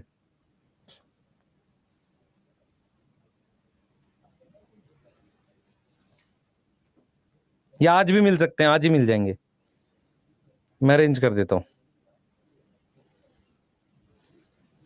ठीक है, चलें आगे, डन है, चलो चलें, जल्दी बताओ, जल्दी जल्दी नोट करो, जल्दी से, 1 मिनट दे रहा हूं आपको नोट करने के लिए। हाँ ठीक है बच्चे, जिन बच्चों को ये चीजें आती हैं वो ये मत समझा करो कि आप कोई गलती नहीं करोगे। आप क्या करते हो, बेसिक आपके कहीं कहीं पर वीक होते हैं। स्टार्टिंग के बेसिक सुनने से आपको बेनिफिट होगा, ऐसा नहीं कि बेनिफिट ही नहीं होगा। बहुत सारी ऐसी बातें होती हैं जो आप गड़बड़ कर जाते हो, जैसे कई बार आपको प्रोटोप्लास्ट और प्रोटोप्लाज्म में भी डिफरेंस नहीं पता होता, कई बार आपको एक्स्ट्रा सेलुलर इंटर सेलुलर इन चीजों में भी डिफरेंस नहीं पता होता। तो ध्यान से पढ़ा करो। पॉइंट ये नहीं है कि आपका सिलेक्शन नहीं हुआ तो आपको अपना मतलब दिल छोटा कर लेना। पॉइंट ये है कि अगर आप बेसिक फिर से पढ़ोगे तो आपकी वो सिली मिस्टेक होने के चांस घटेंगे। तो जो पेशेंस होती है ना, धैर्य होता है, ये इस साल आपको बहुत रखना है। पूरे साल भर मेहनत करनी है, सही है? हाँ, क्लियर है? ये चीज करनी पड़ेगी बेटा, ऐसे नहीं होगा। ठीक है, हम आपके साथ हैं पूरा पूरा। तो चलिए अब एक बार थोड़ा सा डीएनए को समझने की कोशिश करते हैं, है ना? डीएनए को समझने की कोशिश करते हैं। हमने दो मेजर लोकेशन की बात करी है, ठीक है? हम बात कर रहे हैं डीएनए इन प्रोकैरियोटिक सेल, इस पे बात करेंगे। फिर डीएनए इन यूकैरियोटिक सेल पे बात करेंगे। ध्यान से देखना जो मैं बता रहा हूं, पूरा ध्यान से मेरी तरफ देखेंगे, पूरा ध्यान से मास्टर को घूरेंगे। ये मैंने एक बैक्टीरिया सेल बना दिया, ध्यान दे। जिन बच्चों को नहीं पता होता सुन लो, प्रोकैरियोटिक सेल सेल का टाइप होता है, उसका एग्जाम्पल बैक्टीरिया का सेल होता है। बैक्टीरिया मतलब बहुत सारे सेल होते हैं जो प्रोकैरियोटिक होते हैं, उसमें से एक बैक्टीरिया का नाम ई कोलाई होता है। तो ई कोलाई किसका एग्जाम्पल है? बैक्टीरिया। और बैक्टीरिया कैसा सेल होता है? प्रोकैरियोटिक सेल होता है। जरा ये देखें, अब इस प्रोकैरियोटिक सेल में मेरे पास ये डीएनए प्रेजेंट है, ऐसे ये डीएनए इस तरीके से प्रेजेंट है। तो आपको क्या क्या पॉइंट ध्यान रखना है, बहुत ध्यान से सुने बेटा, बहुत ध्यान से सुने। हम बात कर रहे हैं DNA in prokaryotic cell. DNA in prokaryotic cell कैसा डीएनए होता है, थोड़ी सी इस चीजों को समझना जरूरी है, तभी आप सेल साइकिल समझ पाओगे बढ़िया से। तो सबसे पहले आपको यह समझना पड़ेगा कि भाई देखो, इधर देखेंगे सारे बच्चे, ये मेरे पास जो डीएनए है ये इसका एक धागा है। जब इसके दो धागे होते हैं तो इसे हम कहते हैं डबल स्ट्रैंड। क्या बोलते हैं? Double strand. ठीक है, अगर डीएनए में ऐसे दो धागे हो इस तरीके से, और उसके जो एंड है, एंड मतलब आखिरी हिस्सा, ये देखो ये वाली चीज इससे जुड़ रही हो ऐसे इस तरीके से, मतलब ये वाला जो पार्ट है यहां जुड़ गया और ये वाला जाके यहां जुड़ गया, तो इसको भी हम डबल स्ट्रैंड कहेंगे क्योंकि दो धागे हैं। लेकिन दोनों में फर्क क्या है? ये जो डीएनए है इसको कहेंगे क्या? इसको लीनियर कहेंगे। लीनियर मतलब इसके आखिरी हिस्से आपको पता चलेंगे। इस वाले डीएनए को हम क्या बोलेंगे? सर्कुलर बोलेंगे। कोई पॉइंट है जो आपको ना समझ में आया हो? अरे बोलो बोलो। अब इधर देखो बेटा, मेरी बात सुनो। प्रोकैरियोटिक सेल में जो डीएनए होता है, ध्यान से सुनेंगे, डीएनए होता है वो काफी बड़ा होता है, ऐसे काफी ज्यादा बड़ा होता है, इस तरीके से काफी ज्यादा बड़ा होता है। इतने बड़े डीएनए को हम क्या करते हैं, अगर कम जगह में रखते हैं, इधर देखें बेटा, इतने बड़े डीएनए को हम क्या करते हैं, इस तरीके से कम स्पेस में रखते हैं, ऐसे फोल्ड करके कम जगह में रखते हैं। और वो कुछ पॉजिटिव चार्ज की प्रोटीन भी होती हैं, उनकी मदद से, कुछ पॉजिटिव चार्ज की प्रोटीन होती है उनकी मदद से। इस जगह को ध्यान से सुनो, इस जगह को हम न्यूक्लियोइड कहते हैं। तो या तो ये डीएनए को कह लो या इस जगह को, तो ये मेरे पास क्या है? न्यूक्लियोइड है। तो अगर आपसे कोई पूछे कि प्रोकैरियोटिक सेल का डीएनए, सबसे पहले उसकी लोकेशन बताओ, तो आप कहोगे लोकेशन क्या है? साइटोप्लाज्म है। क्या है भाई? लोकेशन क्या है उसकी? साइटोप्लाज्म है। दूसरी चीज क्या है? क्या डीएनए, देखो इधर, ये इतना बड़ा डीएनए है, इसको अगर मैं कम जगह में रखूंगा, मतलब कम स्पेस में रखूंगा, तो मुझे इसे फोल्ड करना पड़ेगा। जब मैं इसको फोल्ड करूंगा तो फोल्डिंग करनी पड़ेगी, मतलब कम जगह में रखूंगा। तो हम ये लिखेंगे कि डीएनए ऑफ प्रोकैरियोटिक सेल कैसा होता है? पहले जरा समझो, वो सर्कुलर होता है। कैसा होता है? सर्कुलर होता है। और कैसा होता है? डबल स्ट्रैंडेड होता है। क्या मेरी बात समझ में आ रही है? बोलो जल्दी से, क्या मेरी बात समझ में आ रही है? जल्दी बोलो। तो हमने यहां पर क्या बोला, सुनो, हमने कहा कि डीएनए की लोकेशन बताओ, तो डीएनए की लोकेशन साइटोप्लाज्म है। प्रोकैरियोटिक में लीनियर डीएनए नहीं होता, प्रोकैरियोटिक में सर्कुलर डीएनए होता है, मैंने लिख दिया। और कैसा होता है? डबल स्ट्रैंडेड होता है। ठीक है, यहां पर कुछ बच्चे एनसीईआरटी की उस लाइन से कंफ्यूज होते हैं कि सर एनसीईआरटी में लिखा है सिंगल डीएनए। सिंगल डीएनए का मतलब यह है कि एक ही डीएनए होता है लेकिन वो सर्कुलर होता है, मतलब वो होता डबल स्ट्रैंड है। देखो इसको कितना डीएनए काउंट करोगे? सर एक काउंट करेंगे, क्योंकि डीएनए का मतलब ही दो धागे होते हैं नॉर्मली। तो double stranded single circular DNA होता है। दूसरा क्या हो लिखेंगे पॉइंट, दूसरा क्या लिखेंगे? DNA need to be folded और केप्ट इन लोकेशन। सुन लो ध्यान से बेटा, यहां लिख देते हैं नीचे थोड़ा सा। डीएनए इसके फोल्ड होगा, किसका? प्रोकैरियोट का। तो प्रोकैरियोटिक सेल का जो डीएनए है, ये देखो ये वाला प्रोकैरियोटिक सेल का जो डीएनए है, it is also folded and kept at place, उसको न्यूक्लियोइड कहते हैं। और उसमें कौन हेल्प करता है? Some basic protein. अब जरा यहां पर कुछ बच्चे सुनेंगे ध्यान से, देखो इधर। What is meaning of basic protein? Sir basic का मतलब होता है जिस पर पॉजिटिव चार्ज हो। डीएनए पर चार्ज क्या होता है? नेगेटिव होता है, सही है सर। उनके टाइप हो सकते हैं, एक हो सकती है हिस्टोन, एक हो सकती है अदर, कुछ और हो सकता है। तो मैं ये कह रहा हूं कि यहां पर ये बेसिक प्रोटीन है पर हिस्टोन नहीं है। मतलब मेरा पॉइंट ये है कि डीएनए को कम जगह में रखने के लिए ये हिस्टोन है पर क्या नहीं है? नॉट सॉरी, ये बेसिक है पर हिस्टोन नहीं है। मेरी बात समझ पा रहे हो कि नहीं? ये प्रोटीन बेसिक है, मतलब चार्ज पॉजिटिव है पर हिस्टोन नहीं है, नॉट हिस्टोन। क्योंकि हिस्टोन मिलती है किसमें? यूकैरियोट्स में। क्या इतनी बात समझ में आ गई? अच्छा चैट ऑफ करते हैं, रुको।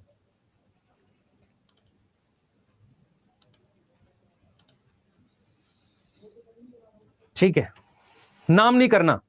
क्या क्या पॉइंट समझ में आया भाई? सबसे पहले क्या क्या बात समझ में आई?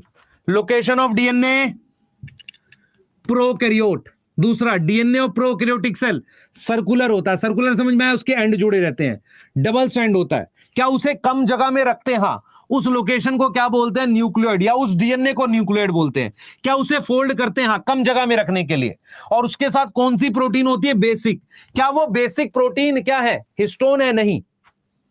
अरे बेसिक प्रोटीन हिस्टोन है नहीं। मेरी बात सुनो ध्यान से, मैं आपसे ये कह रहा हूं बेटा, जो बॉटल है, सुनना ध्यान से, ये बॉटल है जो है ये प्लास्टिक की बनी हो सकती है, ग्लास की बनी हो सकती है, लकड़ी की भी बनी हो सकती है। अब मान लो यूकैरियोटिक सेल में जो बेसिक प्रोटीन है वो हिस्टोन है। ऐसे मान लो ये प्लास्टिक की बोतल है। अब प्रोकैरियोटिक सेल में, बैक्टीरिया में, वो प्रोटीन बेसिक तो है पर हिस्टोन नहीं है, मतलब उसमें पॉजिटिव चार्ज है पर वो हिस्टोन नहीं है। मेरी बात समझ पा रहे हो? अरे जल्दी बोलो, जल्दी बोलो बेटा। बच्चे बिल्कुल बेसिक पढ़ा रहा हूं ताकि आपको बेसिक स्ट्रांग हो। तो आज आपने क्या क्या सीखा? आपने ये सीखा कि क्या क्या बैक्टीरिया में डीएनए होता है, यस होता है। कैसा होता है? डबल स्ट्रैंडेड होता है। कितना डीएनए होता है? एक डीएनए होता है, सर्कुलर होता है, उसके एंड आपस में जुड़े रहते हैं। ठीक है सर। दूसरी चीज हमने ये बताई आपको कि वो जो डीएनए है वो कहां मिलता है? साइटोप्लाज्म में। क्या पूरा बिखरा रहता है साइटोप्लाज्म में? नहीं, एक लोकेशन पर मिलता है। उस लोकेशन को या उस डीएनए को न्यूक्लियोइड कहते हैं। अब हमने ये समझा कि वो उसको फोल्डिंग में कौन मदद करता है? Basic protein. क्या वो हिस्टोन्स होती है? नहीं। देख बेटा, first point, second point, third point क्या है? Prokaryotic cell DNA it is also folded. Folded का मतलब कम जगह में रखा जाता है। क्या वो डीएनए फोल्ड करने के लिए कोई प्रोटीन चाहिए? हाँ, प्रोटीन्स चाहिए। ये प्रोटीन्स कौन सी होती हैं? बेसिक होती हैं, पर क्या ये हिस्टोन होती हैं? नहीं बेटा, डीएनए पर नेगेटिव चार्ज होता है फास्फोरस की वजह से, फॉस्फेट की वजह से। अच्छा, प्लाज्मिड क्या होता है? प्लाज्मिड कैसा होता है? सुनो, प्लाज्मिड इसके अलावा ध्यान से देख, ऐसा circular double stranded circular DNA होता है, इससे अलग होता है, ये प्लाज्मिड होता है। तो प्लाज्मिड कैसा होगा सर? प्लाज्मिड डबल स्ट्रैंड होता है। कैसा होता है? सर्कुलर होता है। और हम क्या करते हैं? हम ये मानते हैं, ध्यान सुने बेटा, हम ऐसा मानते हैं, सुनो सुनो सुनो ध्यान से, हम ये मानते हैं, वी कंसीडर, ध्यान से सुने, हम ये मानते हैं, वी कंसीडर, ऐसा मानते हैं कि न्यूक्लियोइड जो है, न्यूक्लियोइड जो है इज अ सिंगल क्रोमोसोम, उसे एक क्रोमोसोम मान लेते हैं या क्रोमोसोम समझते हैं, उसे ऐसा मान लेते हैं, पर रियल में क्रोमोसोम होता नहीं, ऐसा मान लेते हैं। तो मैं, मेरी बात सुनो ध्यान से, ये वाला डीएनए जेनेटिक मटेरियल है, मेरी बात समझ में आ रही है? ये वाला डीएनए जेनेटिक मटेरियल है, तो ये क्या है? प्लाज्मिड। अगर मैं इसको क्रोमोसोम मान रहा हूं तो ये क्रोमोसोम के अलावा है, तो इसको मैं क्या लिखूंगा? जरा प्लाज्मिड की डिटेल लिख देते हैं आपको अगली स्लाइड पे। देखो भाई सारे, प्लाज्मिड क्या है जरा चेक कर लेते हैं एक बार। प्लाज्मिड भी होता है बैक्टीरिया में, उस पर भी बात कर ही लेते हैं। देखो भाई ध्यान से देखो, ये बैक्टीरिया का डीएनए है, इसके एंड जुड़े हुए हैं, ध्यान देना बेटा। इस डीएनए का क्या नाम रखा है? जल्दी देखो, अब पिछली साइड पे वापसी जा रहा हूं। इस डीएनए का क्या नाम रखा है? न्यूक्लियोइड। ठीक है, ये डीएनए है, कैसा डीएनए है सर? डबल स्ट्रैंडेड है, सर्कुलर है, एक ही डीएनए है। सिंगल का मतलब होता है वन, सिंगल या वन क्रोमोसोम कह दो इसे। कहां है? साइटोप्लाज्म में प्रेजेंट है। Associated with basic protein. क्या ये सारी बातें समझ में आई है? Associated with basic protein, basic protein से एसोसिएट हुआ है। अब मेरी बात सुनना, इस डीएनए पर सारी जरूरी जीन है, ऑल एसेंशियल, एसेंशियल मतलब होता है जरूरी, ऑल एसेंशियल जीन इस पर है, प्रेजेंट है। जरूरी समझ में आता है? सारी जरूरी चीज इसमें है, इसीलिए इस डीएनए को न्यूक्लियोइड इज जेनेटिक मटेरियल, इसको हम क्या बोलते हैं? इसका जेनेटिक मटेरियल बोलते हैं। अब इसके अलावा अलग से भी डीएनए होता है, ऐसा, ये ऐसा सर्कुलर ही है, ये सर्कुलर डीएनए है, इसे प्लाज्मिड बोलते हैं। जरा समझना, इसकी लोकेशन क्या है सर? इसकी लोकेशन भी साइटोप्लाज्म है। कोई डाउट है इस बात में? नहीं सर, इसकी लोकेशन भी साइटोप्लाज्म है। क्या ये क्रोमोसोम, अगर इसको बोल रहे हो तो इसको क्या बोलोगे? एक्स्ट्रा क्रोमोसोमल, मतलब ये एक्स्ट्रा क्रोमोसोमल है, ये जेनेटिक मटेरियल नहीं है, एक से ज्यादा हो सकता है। ठीक है, एक से ज्यादा हो सकता है। ठीक है, और कैसा है? सर्कुलर है। सर्कुलर समझ में आता है? गोल है, और सर्कुलर, ये क्या बता दिए? फीचर बता दिए। आ रही है समझ बेटा? प्लाज्मिड कई होते हैं, एक दो ऐसे कई प्लाज्मिड हो सकते हैं। सिंगल का मतलब ये अकेला। बच्चे मेरी बात सुन ध्यान से, एक्स्ट्रा का मतलब देख, क्रोमोसोम, अगर मैं इसको क्रोमोसोम है नहीं, क्रोमोसोम मान लूं, तो इसको कहूंगा क्रोमोसोम के अलावा, तो क्या वर्ड यूज करेगा? Extra chromosomal. जल्दी बोलो।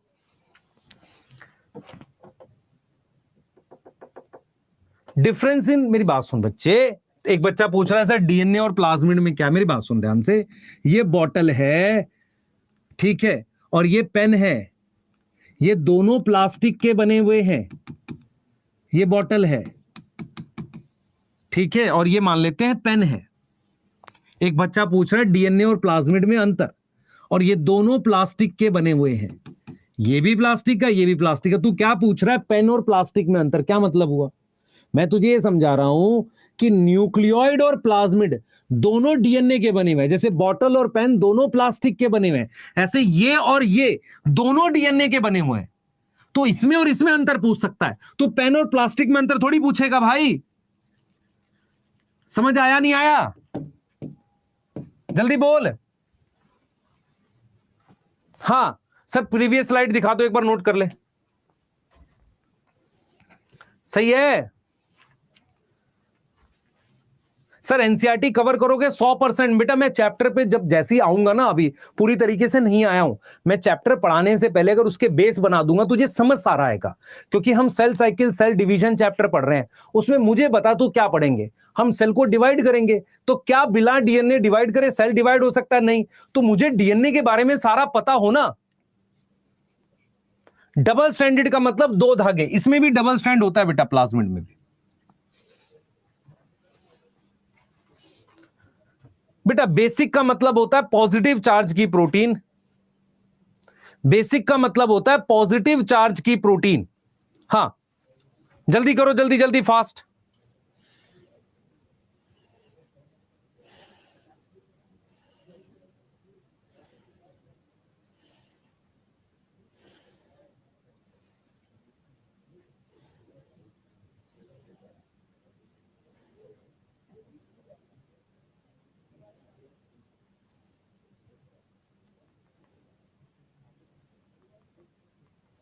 जल्दी नोट करो बेटा।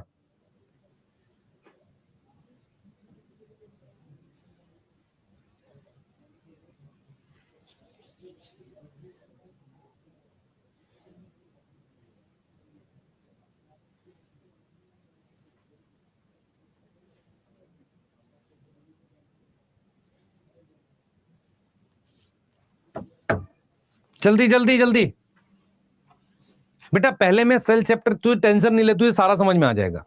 मैंने तुझे प्रोकैरियोटिक सेल का डीएनए समझा दिया है, तुझे इसके बाहर कुछ क्वेश्चन नहीं आएगा, नीट में भी नहीं आ सकता। तुझसे अगर पूछे प्रोकैरियोटिक सेल का डीएनए कहां होता है, तू बताएगा साइटोप्लाज्म में।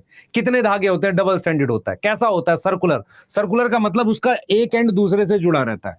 उस डीएनए को हम क्या बोलते हैं? न्यूक्लियोइड। क्या वो फोल्ड करके रखते हैं? हाँ। कोई चीज को कब फोल्ड करेगा? जब कम जगह में रखना हो। ठीक है, आगे लिख, ये वाला लिख ले जल्दी से। What is meaning of genetic material? Genetic material उस डीएनए को कहते हैं जिसमें सारी जीन प्रेजेंट होती हैं। मेरी बात समझ में आ गई बेटा? जेनेटिक मटेरियल उस डीएनए को कहते हैं जिसमें सारी जीन प्रेजेंट होती है। ठीक है, प्लाज्मिड बेटा मेरी बात सुन ध्यान से। मान ले मैं तेरे से कहता हूं, सुन सुन सुन ध्यान से। तो घर से घूमने गया, इस बैग में तूने सारी जरूरी चीजें रख ली, कपड़े रख लिए, अपना और भी सामान, पर्स रख लिया, अपना मोबाइल फोन सब रख लिया। ये एक एक्स्ट्रा बैग रख लिया, इसमें खाने का रखा हुआ। तो अगर इसमें सारी जरूरी जीन है, तो इसमें कौन सी जीन होगी जो जरूरी नहीं है? जरूरी नहीं है, फिर क्या मतलब हुआ? ये वो चीज है जो हो भी ठीक है, नहीं तो ऐसा नहीं। देखो, इसमें वो जीन होती है जो जरूरी नहीं है। जरूरी मतलब इसमें वो जीन होती है, अगर वो नहीं होंगी तो सेल मर सकता है। लेकिन उसमें वो जीन होती है जो एक्स्ट्रा है। मान लो तूने खाने के लिए नमकीन नहीं रखी, ठीक है ना, ऐसा थोड़ी जर्नी में कोई दिक्कत हो जाएगी। तो मेरा पॉइंट ये है कि जेनेटिक मटेरियल का मतलब वो होता है जिसमें सारी जरूरी जीन होती हैं। जरूरी जीन जो सेल के जिंदा रहने के लिए। तो इसमें कौन सी होंगी? Non essential. नॉन एसेंशियल मतलब वो जीन जो एक्स्ट्रा फीचर दे। क्या दे? एक्स्ट्रा फीचर दे, जरूरी वाली नहीं है। आरएनए पर भी चार्ज नेगेटिव होता है बेटा। तुम्हें बैक्टीरिया में समझ में आ गया डीएनए कैसा होता है? जल्दी बोलो, अरे समझ में आ गया?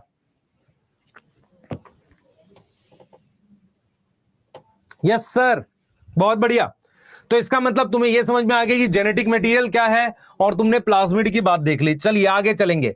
डीएनए इन प्रोकैरियोटिक सेल बता दिया, और मैंने आपको यह समझा दिया। जिसने नहीं लिखा है प्लीज नोट करो। नोट्स पहले चैप्टर के सभी बच्चे बनाएंगे, चाहे उन्होंने बना रखा है नहीं बना रखा है। उसके बाद हम डिसाइड करेंगे कि आगे क्या बनाने हैं कि नहीं। ठीक है बेटा, बेसिक और हिस्टोन में मैंने क्या बताया सुन ले ध्यान से भाई। जैसे मान ले तेरे पास, मैं क्या समझा रहा हूं, मैं तेरे को ये समझा रहा हूं, बेसिक का मतलब होता है वो प्रोटीन जिस पे पॉजिटिव चार्ज होते हैं। बेसिक प्रोटीन वो कई तरह की होती हैं, उनमें से खास तरह की प्रोटीन होती है हिस्टोन्स, वो सिर्फ यूकैरियोट्स में मिलती हैं। चलिए आगे चलेंगे, नेक्स्ट स्लाइड लिखेंगे। जिन्होंने नहीं लिखा जल्दी करें। सर आप स्लो पढ़ा रहे हो? नहीं बेटा, स्पीड ठीक है। शुरुआती क्लासेस में आपके आधार बेस बनाने की जरूरत है, इसीलिए आप ध्यान से पढ़ें।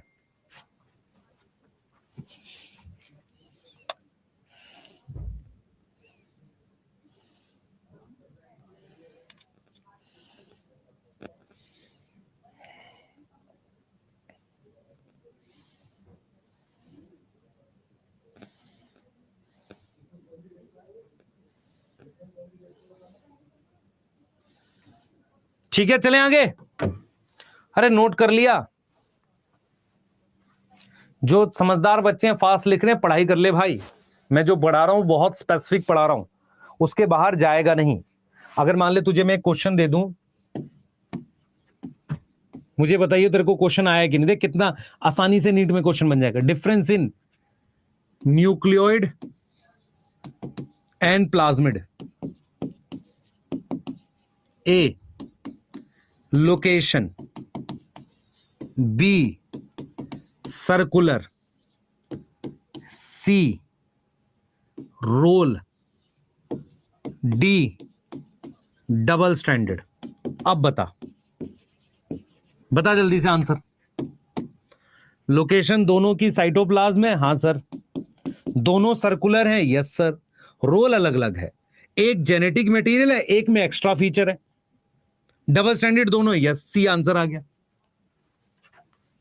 बी लिख रहा है, पिटाई करूंगा मैं जिसकी जो बी लिख रहा है। अरे समझ में आया नहीं?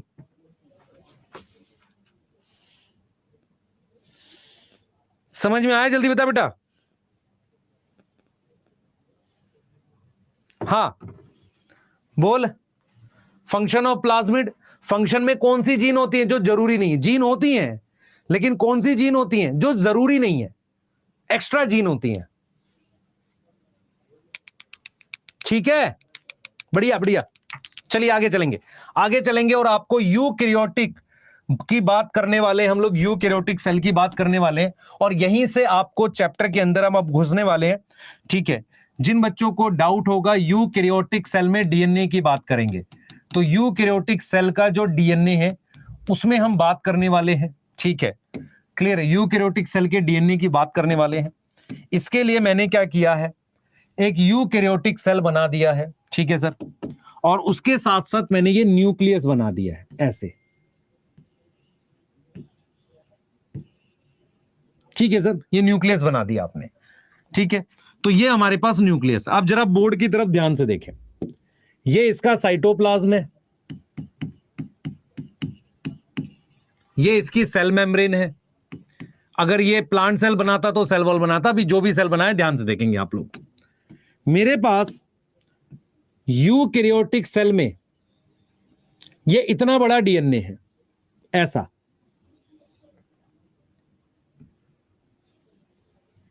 ऐसा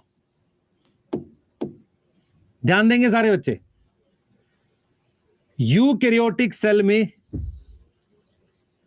इतना बड़ा डीएनए है। ठीक है, इसके ये एंड आपस में जुड़े हुए नहीं है। सबसे पहले बताओ, यहां रखना इस डीएनए को, तो लोकेशन बात करते हैं। मुझे बताना लोकेशन, लोकेशन बताओ सर। साइटोप्लाज्म है, साइटोप्लाज्म है? नहीं, साइटोप्लाज्म नहीं है, न्यूक्लियस है। ठीक है, इतनी बात समझ में आ गई। उसके बाद स्ट्रक्चर लीनियर है ऐसा, और कैसा है? डबल स्ट्रैंड है। यहां तक कोई डाउट? अरे जल्दी बोलो। लीनियर है और क्या है? डबल स्टैंडर्ड है। यहां तक समझ में आ रही है? जल्दी बताओ, अरे जल्दी बताओ। यहां तक ठीक है? अब मैं आपसे एक सवाल पूछता हूं, इस डीएनए को मुझे इस सेल के इसके अंदर रखना है, न्यूक्लियस के अंदर। आ रहा है? ये नहीं आ रहा, फिर ट्राई करते हैं। चलो आ जा भाई, इसमें आ जा। इधर से देख ले, अरे आ रहा है। अरे इधर से आ जाएगा? नहीं। इधर देख, नहीं। इधर आ रहा है? नहीं आ रहा। तो क्या करेगा? इसे फोल्ड कर, इस डीएनए को फोल्ड कर। तो ध्यान दे मैं क्या कर रहा हूं, इधर देख बेटा। तो मेरे पास डीएनए ऐसा धागा होता है इस तरीके से। अब मैं उसको जब फोल्ड करता हूं ऐसे, तभी उसको आप न्यूक्लियस में रख सकते हो। तो मेरे पास ये डीएनए हो गया, और जब मैंने डीएनए को फोल्ड कर दिया तो उसे मैंने क्या नाम दे दिया? क्रोमेटिन का नाम दे दिया। क्रोमेटिन क्या होता है? फोल्डेड फॉर्म होती है डीएनए की। तो ये मेरे पास डीएनए है, लेकिन अगर इसको न्यूक्लियस में रखना है तो मुझे इसको फोल्ड करना पड़ा ऐसे, नहीं तो ये आ नहीं रहा था। मेरी बात समझ में आ रही है? मेरी बात समझ में आ रही है? मुझे फोल्ड करना पड़ा, और फोल्डिंग में मुझे एक प्रोटीन ने मदद करी। उन प्रोटीन्स का नाम है, नाम लिख देते हैं, हिस्टोन्स। ठीक है, ये शुरुआती लेवल की फोल्डिंग थी। अभी और फोल्ड कर रहा हूं, ध्यान दे बेटा, मैं फोल्ड कर रहा हूं, ध्यान से समझियो। मैंने डीएनए को थोड़ा फोल्ड करने की कोशिश करी, फिर और ज्यादा फोल्ड कर रहा हूं। फोल्ड करने से क्या होगा, और पास आ जाएगा, ऐसे कर रहा हूं। तो शुरुआती फोल्डिंग में यह मदद कर रही है कौन सी प्रोटीन, हिस्टोन, ये रही। उसके अलावा और भी प्रोटीन है जो मदद कर रही है। कौन सी है, नाम बताओ सर? ये रही, देख, ये देख, ये रही। तो तुझे क्या समझ में आएगा बेटा कि हिस्टोन्स क्या होती है? ये रही हिस्टोन्स। हिस्टोन्स क्या होती है? प्रोटीन होती है। कैसी होती है? बेसिक। किसमें हेल्प करती है? Help in folding. किसमें मदद करती हैं? फोल्डिंग में मदद करती हैं। कोई डाउट है इस बात में? हिस्टोन्स फोल्डिंग में मदद कर रही है। अब देखो जरा, अब मुझे बताओ, ये कम फोल्ड है थोड़ा सा, ये क्या है? लेस फोल्ड है, लेस फोल्ड है, या फोल्ड को हम कंडेंस बोलेंगे। ये ज्यादा कंडेंस या फोल्ड है। ये क्या है? मोर कंडेंस और फोल्ड है। तो इनमें कौन सी प्रोटीन है? ये देख बेटा, ध्यान से देखियो, इधर फोकस करियो। इसमें ये हिस्टोन है, और इसके साथ ये नॉन हिस्टोन है। क्या मेरी बात समझ में आ रही है? बोल बेटा। नहीं सर, नॉन हिस्टोन थोड़ा सा सही से बताओ। ये रही नॉन हिस्टोन, तो ये नॉन हिस्टोन है दोनों प्रोटीन। तो आपको ये समझना पड़ेगा कि मैंने डीएनए को पहले थोड़ा फोल्ड किया, फिर ज्यादा फोल्ड किया, और फाइनली फोल्ड करके मैंने एक स्ट्रक्चर बना दिया जिसे क्रोमोसोम कहेंगे, जिसको हम क्या बोलेंगे? क्रोमोसोम कहेंगे। तो आपने यहां पर यह समझना है कि अगर मुझे सेल के न्यूक्लियस में रखना है तो मुझे रखना होता है क्रोमैटिन। कोई डाउट है? क्रोमैटिन, सोच लो ध्यान से। तो मैं आपको यह समझा रहा हूं कि यूकैरियोटिक सेल का डीएनए न्यूक्लियस के अंदर मिलता है। क्या वो डीएनए खुला हुआ मिल सकता है? नहीं मिलता। वो डीएनए कंडेंस फॉर्म में मिलता है, और वो फॉर्म क्या होती है? क्रोमैटिन। आपके स्किन सेल में डीएनए किस फॉर्म में होगा? क्रोमैटिन की फॉर्म में। नॉन हिस्टोन भी बेसिक होती है। मेरी बात सुन ध्यान से, ध्यान से, इधर देख बेटा, इधर देख। ये तीनों क्या है? ये पेन है, ये भी पेन है, ये पेन है, और ये रिमोट है। तो मैं क्या बोलूंगा? ये पेन, ये नॉन पेन। समझ में आ रहा है? तो अगर ये हिस्टोन है तो इसको क्या बोलूंगा? Non histone. पर है ये दोनों बेसिक, दोनों पे चार्ज पॉजिटिव है। पर मैंने क्या किया? इन्हें हिस्टोन बोल दिया, तो इन्हें क्या बोल दिया? Non histone. ऐसे नाम किया हुआ है। बोल, जल्दी बोल बेटा। तू अगर ये लिखेगा सर एनसीईआरटी कवर करो, तो तेरा जीवन में कुछ नहीं। मैं एनसीईआरटी स्टार्ट ही नहीं करी अभी चैप्टर की। जब टॉपिक स्टार्ट करूंगा, जब तो तेरे को एनसीईआरटी कवर कराऊंगा। पढ़ ध्यान से, तेरे को सारा समझ आएगा, सारे क्वेश्चन बनेंगे। देख ध्यान से मैं क्या पढ़ा रहा हूं। मैंने क्या पढ़ा, इधर देख, फिर से देख, इधर देख। ये डीएनए है, डबल स्ट्रैंडेड डीएनए है। उसको थोड़ा सा कंडेंस किया, और डबल स्ट्रैंडेड है ये, और ज्यादा कंडेंस किया, और बिल्कुल कंडेंस कर दिया, ऐसा।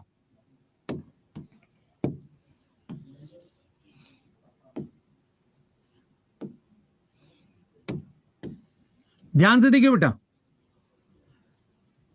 और ज्यादा कंडेंस कर दिया। कंडेंस मतलब कंप्रेस कर दिया एक तरीके से। और फिर मेरे पास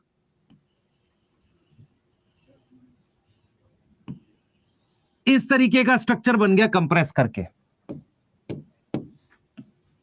अब देखियो, देखता हो चलियो। दिस इज डीएनए, जो किसका बना है? न्यूक्लिक एसिड का। ठीक है सर। ये क्या है? ये दोनों क्रोमैटिन है। ये भी क्या है? क्रोमैटिन है। पर ये वाला क्रोमैटिन लेस कंडेंस है।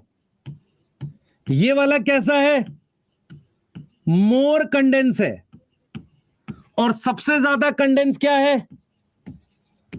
क्रोमोसोम है। ये मोस्ट कंडेंस फॉर्म होती है डीएनए की। यहां तक कोई डाउट नहीं सर? अब यहां पर जो प्रोटीन्स मदद कर रही हैं ऐसे कंडेंस करने में, उनका नाम क्या रख दिया सर? इन्हें हिस्टोन बोल दो। और इधर और भी प्रोटीन्स हैं, ये वाली, इन्हें क्या नाम रख दिया? इनको नाम रख दिया नॉन हिस्टोन। मैं ये नहीं कह रहा कि हेट्रोक्रोमैटिन में होती हैं। अब सुनो, इसका नाम रख दो यू क्रोमैटिन। You chromatin. इसका रख दो हेट्रोक्रोमैटिन। अब ये बना लो सेल, ये बना लो न्यूक्लियस। इसके अंदर यू और हेट्रो दोनों होता है। मतलब ये मेरे पास क्रोमैटिन है। तो ये कौन सा सेल है? ये नॉर्मल सेल है। कोई भी normal cell, normal eukaryotic cell, आपका सेल, मेरा सेल, कोई भी सेल, जैसे कि मसल हो सकता है, आपका स्किन सेल हो सकता है, WBC हो सकता है, स्किन सेल हो सकता है, कोई भी सेल, इसके अंदर ये है। अब ये क्रोमैटिन कैसा हो सकता है? यू हो सकता है और हेट्रो हो सकता है। अब इधर आ जाओ। अब मेरे को क्या है? ये क्रोमोसोम है, ये क्रोमोसोम है।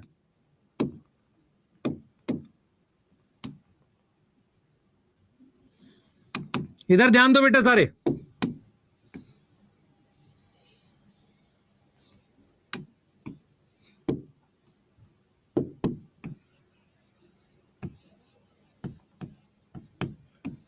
तो ये क्रोमोसोम किस सेल में दिख रहा है?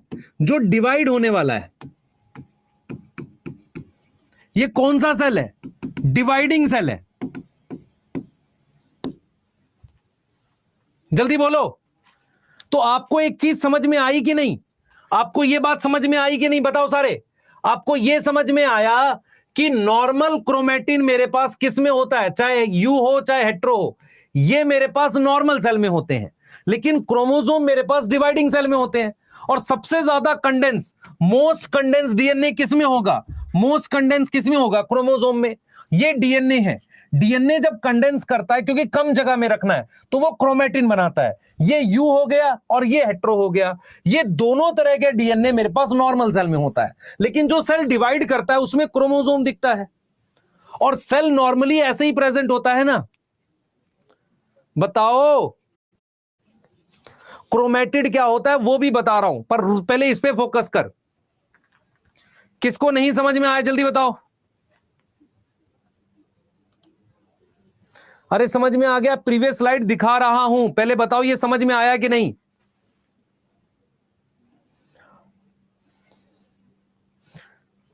अगर मैं आपसे पूछूं क्या प्रॉपरली इसमें कोई क्रोमोसोम बना था? मानते हैं, पर क्या बैक्टीरिया में क्रोमोसोम होता है? नहीं। क्या बैक्टीरिया में प्रॉपर कंडेंसेशन होती है जैसे हिस्टोन की मदद से हो रही थी? नहीं। तो बैक्टीरिया में ना क्रोमोसोम बनता है प्रॉपरली, ना हिस्टोन्स होती हैं, और उसका जो डीएनए होता है वो सर्कुलर होता है। लेकिन अगर मैं यूकैरियोटिक सेल की बात करूं, वो डीएनए लीनियर होता है। अब उसको अगर हम कम स्पेस में रख रहे हैं, हम क्या चाह रहे हैं कि इसको कम स्पेस में, to keep it in less space, अगर उसको लेस स्पेस में रखना है तो यहां क्रोमैटिन प्रेजेंट होगा। सोच बे ध्यान से। तो तुझे पता होना चाहिए डीएनए से ही क्रोमैटिन बनता है और क्रोमैटिन से ही क्रोमोसोम बनता है। फर्क क्या है कि जितना ज्यादा कंडेंस करते जाओगे स्ट्रक्चर मोटा होता जाएगा और वो दिखेगा। अगर मैं आपसे कहूं कि डीएनए आंख से नहीं दिख रहा है तो हो सकता है डीएनए नहीं दिख रहा माइक्रोस्कोप में, क्रोमैटिन थोड़ा मोटा है, दिख जाएगा। हो सकता है क्रोमोसोम लाइट माइक्रोस्कोप में दिख जाए, क्योंकि जितना कंडेंस होगा उतना मोटा होता चला जाएगा ना। एक बार फिर से रिपीट करूंगा, ध्यान से सुनेंगे सारे बच्चे। इधर देखो बेटा, आपके पास ये डीएनए है, सही है सर। डीएनए क्या होता है, बहुत बड़ा स्ट्रक्चर होता है, लंबा 2.2 मीटर, बहुत बड़ा होता है। इस डीएनए को इसमें रखने के लिए उसे कंडेंस करना पड़ता है।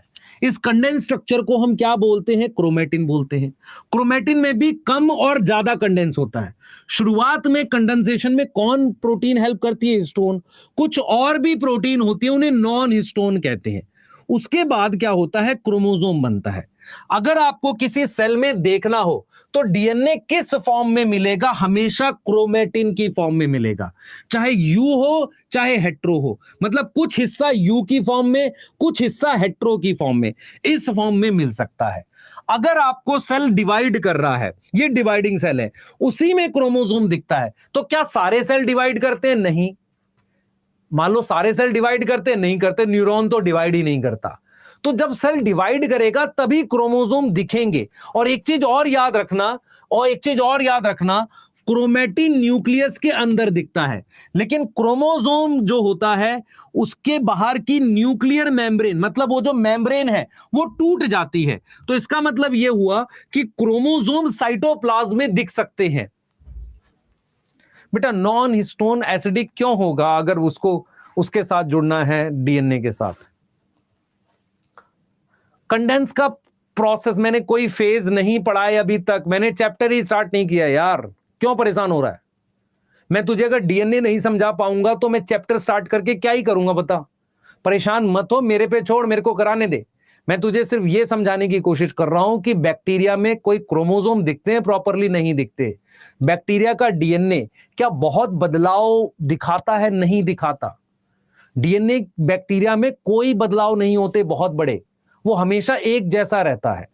लेकिन यूकैरियोटिक सेल में नॉर्मल डीएनए ऐसा होता है, लेकिन जब सेल डिवाइड करता है तो डीएनए में चेंज आते हैं और वो कंडेंस डीएनए बनता है, उसे क्रोमोसोम कहते हैं।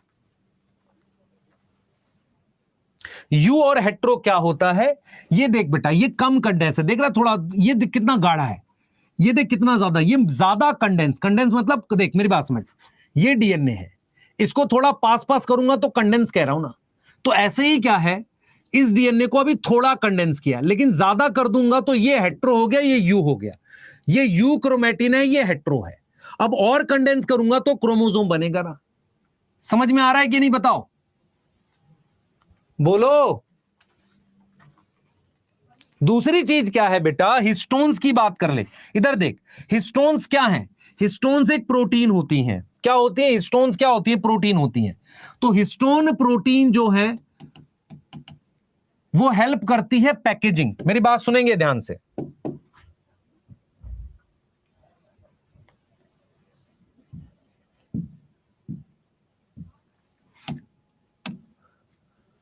इधर ध्यान दो भाई, इधर ध्यान दो, इधर ध्यान दो। मैं जो पॉइंट्स लिख रहा हूं बताना सारे समझ में आ गए कि नहीं। सबसे पहले देखो देख बेटा, बैक्टीरिया जो होता है जिसे आप प्रोकैरियोट कहते हो, मैं सारे इंपॉर्टेंट पॉइंट्स लिख रहा हूं। उसका डीएनए इन साइटोप्लाज्म होता है और कंडेंस फॉर्म जो होती है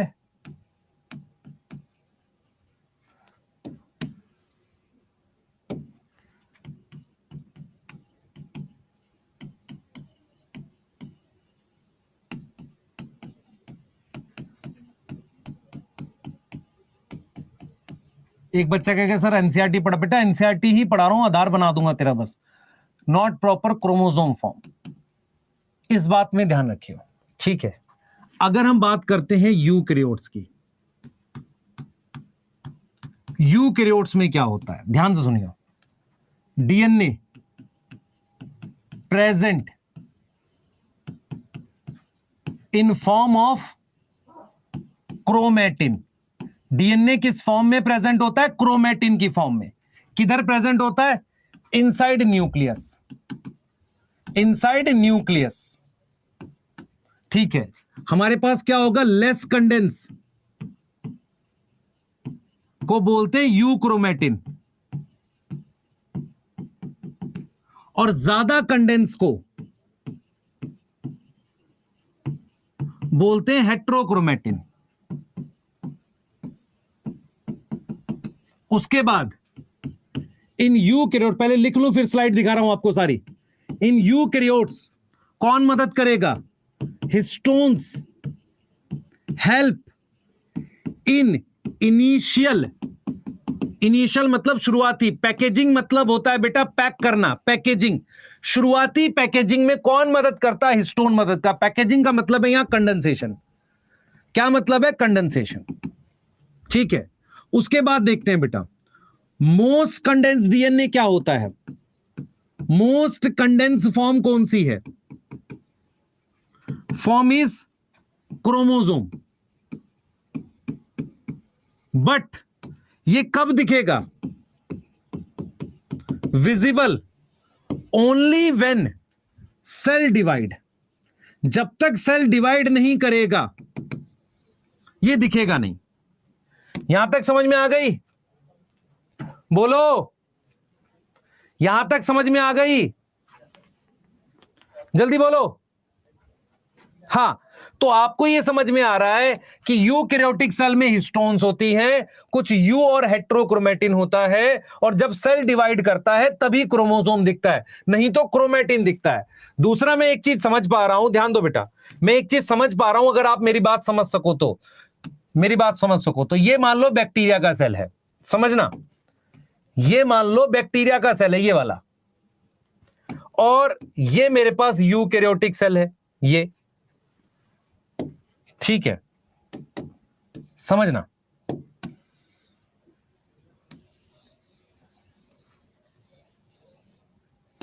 समझने की कोशिश करना। इसमें डीएनए किस फॉर्म में दिखेगा, ये क्रोमेटिन है, जब ये डिवाइड हो रहा है तो मुझे क्या दिख रहा है, तो क्रोमोसोम दिख रहा है। लेकिन बैक्टीरिया में हमेशा न्यूक्लियोइड दिख रहा है। अगर मैं आपसे पूछूं कि बैक्टीरिया के डीएनए में क्या बहुत बदलाव होता है जब कुछ भी हो रहा हो, नहीं, बैक्टीरिया डिवाइड भी करेगा तो भी न्यूक्लियोइड रहता है, लेकिन क्रोमेटिन क्रोमोसोम में कन्वर्ट होता है अगर सेल डिवाइड करता है। तो आज अगर आपसे कोई सवाल पूछे क्या बैक्टीरिया में कोई बहुत बड़े बदलाव होते हैं डीएनए में, सेल डिवीजन पे नहीं होता। इसीलिए जब हम टॉपिक पढ़ते हैं सेल साइकिल, सेल साइकिल हम सिर्फ यूकैरियोटिक सेल के लिए पढ़ते हैं। रीजन क्या है कि यूकैरियोटिक सेल के न्यूक्लियस में, डीएनए में, साइटोप्लाज्म में बड़े बदलाव होते हैं जिन्हें हम फेज बोलते हैं, जिन्हें हम क्या बोलते हैं, फेज बोलते हैं। लेकिन प्रोकैरियोटिक सेल में डीएनए में बहुत बड़े बदलाव नहीं होते। इसीलिए जो हम फेज पढ़ेंगे G1, S, G2, M, वो सिर्फ किसके लिए पढ़ेंगे, यूकैरियोटिक सेल के लिए। रीजन क्या है, जब तक बड़े बदलाव नहीं होते उन बदलाव को फेजेस का नाम नहीं दिया जाता। आ रही है समझ। तरंग पाठक स्पैम मत कर बेटा, गलत बात है।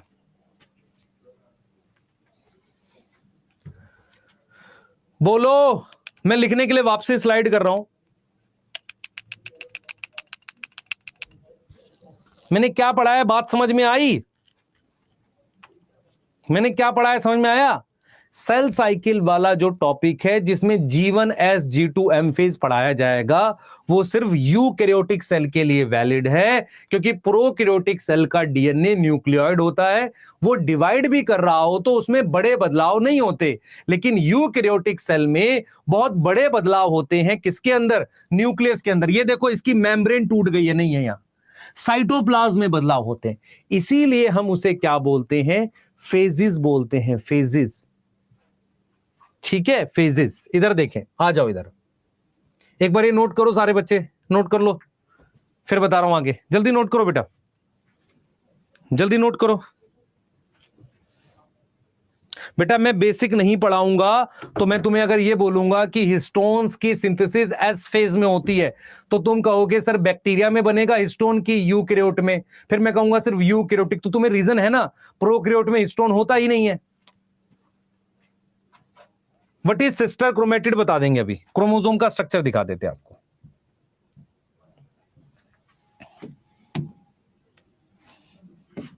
पहले लिख लो फिर क्रोमोसोम का स्ट्रक्चर भी दिखा देता हूं, पहले ये वाला लिख लो, जल्दी करो बेटा, नोट करो जल्दी, लिख लिया?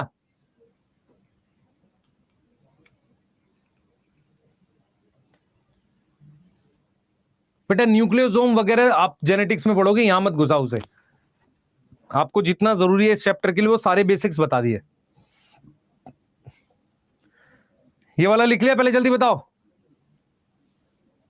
नोट करो बेटा, नोट करो जल्दी से। आप में से बहुत सारे बच्चे को यह डाउट होता रहता है कि क्यों नहीं होता उसमें।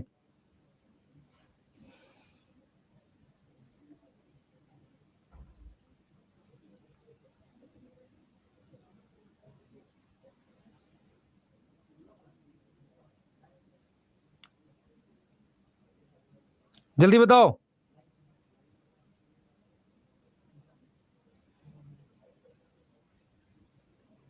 हो गया? हाँ प्रिंटेबल नोट्स भी देते हैं, टेंशन मत लो, इसके नोट्स आपको अभी मैं टेलीग्राम पे डाल दूंगा। ये वाला लिख लो जल्दी से। क्रोमोसोम विजिबल नहीं होता बैक्टीरिया में बेटा, न्यूक्लियोइड होता है, उसको क्रोमोसोम बोल देते हैं, दिखता नहीं है। सर पहले जैसा पढ़ाइए, अब कैसा पढ़ा रहा हूं? सही तो पढ़ा रहा हूं, सही पढ़ा रहा हूं बेटा, बेसिक्स पढ़ा रहा हूं, सही मान मेरी बात। डीएनए देख क्या है, ये देख क्रोमेटिन, फिर ज्यादा कंडेंस हेट्रोक्रोमेटिन, फिर क्रोमोसोम।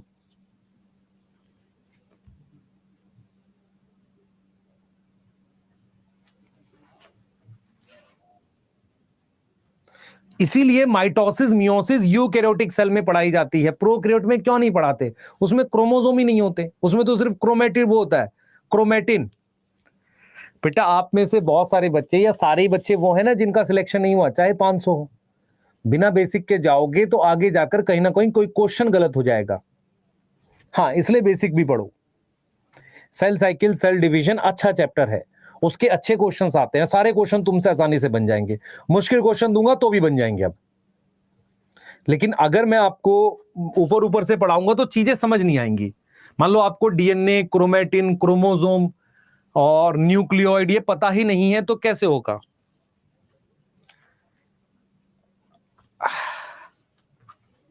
आ रहा हूं बेटा, आ रहा हूं, एक बार उस पर भी आ रहा हूं, ट्रांसक्रिप्शनली एक्टिव इनएक्टिव, उस पर भी आ रहा हूं।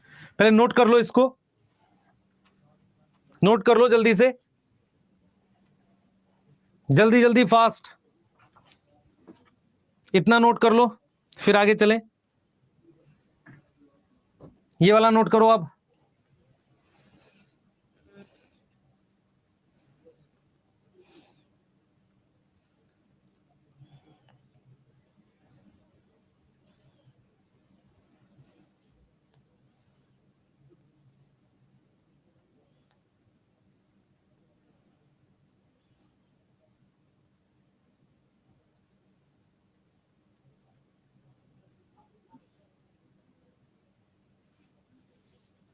ठीक है?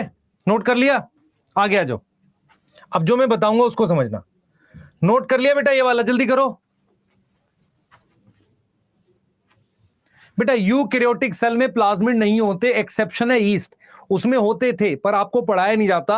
आपके सिलेबस में यूकैरियोटिक सेल में एक्स्ट्रा क्रोमोसोमल डीएनए नहीं होता, प्लाज्मिड नहीं होता। क्वेश्चंस भी करा रहा हूं, आगे आ जाओ, देखो ध्यान से देखो। अब जरा ये देखो बेटा, ये देखो,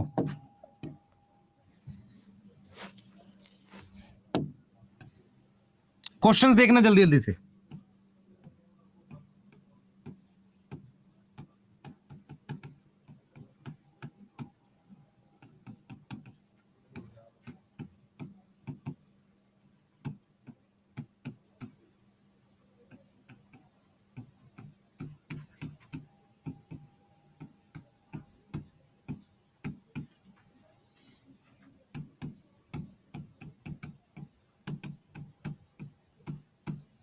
इधर देख लो, आंसर क्या आएगा इसका? सी, क्योंकि ये कौन सा सेल है? Eukaryotic cell. सही है?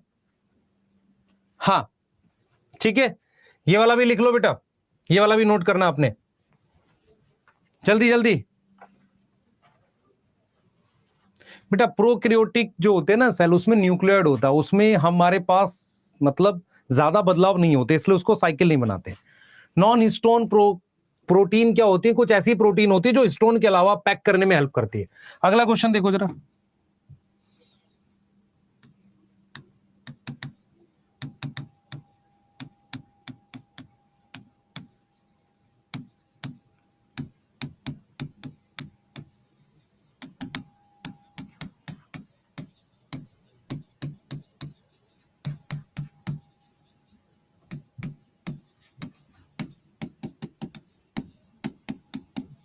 बताओ भाई, समझ में आ रहा है? सबसे ज्यादा बेटा नॉन हिस्टोन जो है यूक्रोमेटिन में होती हैं, पर लोअर लेवल पे, मतलब आपको अभी वो नहीं जाना है किस में होती है। इसका आंसर बी आ जाएगा। और देखो,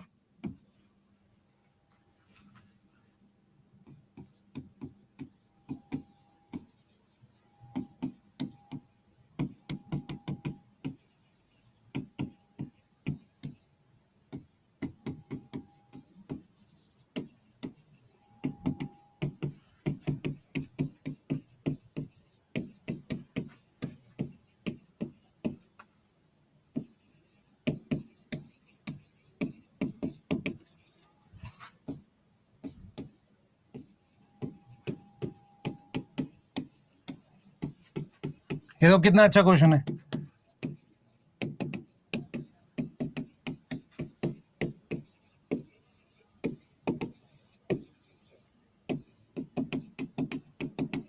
बताओ आंसर, बताओ। एक बार चारों ऑप्शन पढ़ लिया करो।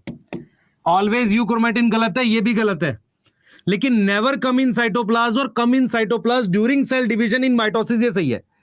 जब क्रोमोसोम बनते हैं और सेल डिवाइड हो रहा होता है तो न्यूक्लियर मेम्ब्रेन नहीं होती, ये मेम्ब्रेन होती नहीं है, तो वो साइटोप्लाज्म में आ जाते हैं, तो वो उसके यहां पर डी मार्क करेंगे। अब समझ में आया? अरे समझ में आया नहीं आया है कि नहीं? हाँ, तो अगर आपसे पूछे तो वैसे तो वो नॉर्मली आते नहीं है, सही बात है, ये ठीक है। देखो नेवर कम इन साइटोप्लाज्म सही है, अगर ये ऑप्शन नहीं होता, इसीलिए क्वेश्चन करते वक्त चारों ऑप्शन पढ़ने जरूरी है। समझ में आ रहा है? अरे बोलो, ठीक है ना? क्रोमेटिन और न्यूक्लियोइड सेम है, हम ऐसा बोल नहीं सकते। रीजन क्या है? न्यूक्लियोइड वर्ड बैक्टीरिया के लिए है और क्रोमेटिन वर्ड यूकैरियोटिक सेल के लिए है। समझ आया? हाँ बिल्कुल। तो ऐसे क्वेश्चन ध्यान से किया करो, लास्ट तक ऑप्शन पढ़ा करो, नहीं तो सिली मिस्टेक करोगे, फिर रोगे कि ये हो गया क्या हो गया। अब मैं जो आपसे बोलना चाह रहा हूं ये सुनना ध्यान से। ये मेरे पास डीएनए है, ठीक है? डीएनए से अगर मुझे 2 डीएनए बनाने हैं, ऐसे ध्यान से सुनिए बेटा, इसे कहते हैं डीएनए रेप्लिकेशन। इसे क्या बोलते हैं? DNA replication. जिसमें मैंने क्या किया, जो पहले से डीएनए था उससे मैंने 2 डीएनए बना दिए। सही है सर, बढ़िया लग रहा है, एकदम शानदार, मजा आ गया। अब क्या होता है, मैं डीएनए से आरएनए भी बना सकता हूं। ये रहा आरएनए, डीएनए की इंफॉर्मेशन कॉपी करके आरएनए बना सकते हैं, उसे कहते हैं ट्रांसक्रिप्शन, ठीक है? अब मैंने आपको बोला डीएनए कंडेंस होता है क्रोमेटिन, और बहुत ज्यादा कंडेंस होता है हेट्रोक्रोमेटिन, और बहुत ज्यादा कंडेंस होता है उसे क्रोमोसोम बोलते हैं। सही है सर, ये बात भी समझ में आ रही है? मेरा पॉइंट ये है आपको समझाने का, ध्यान से सुनना। ये हेट्रो है और ये यूक्रोमेटिन है।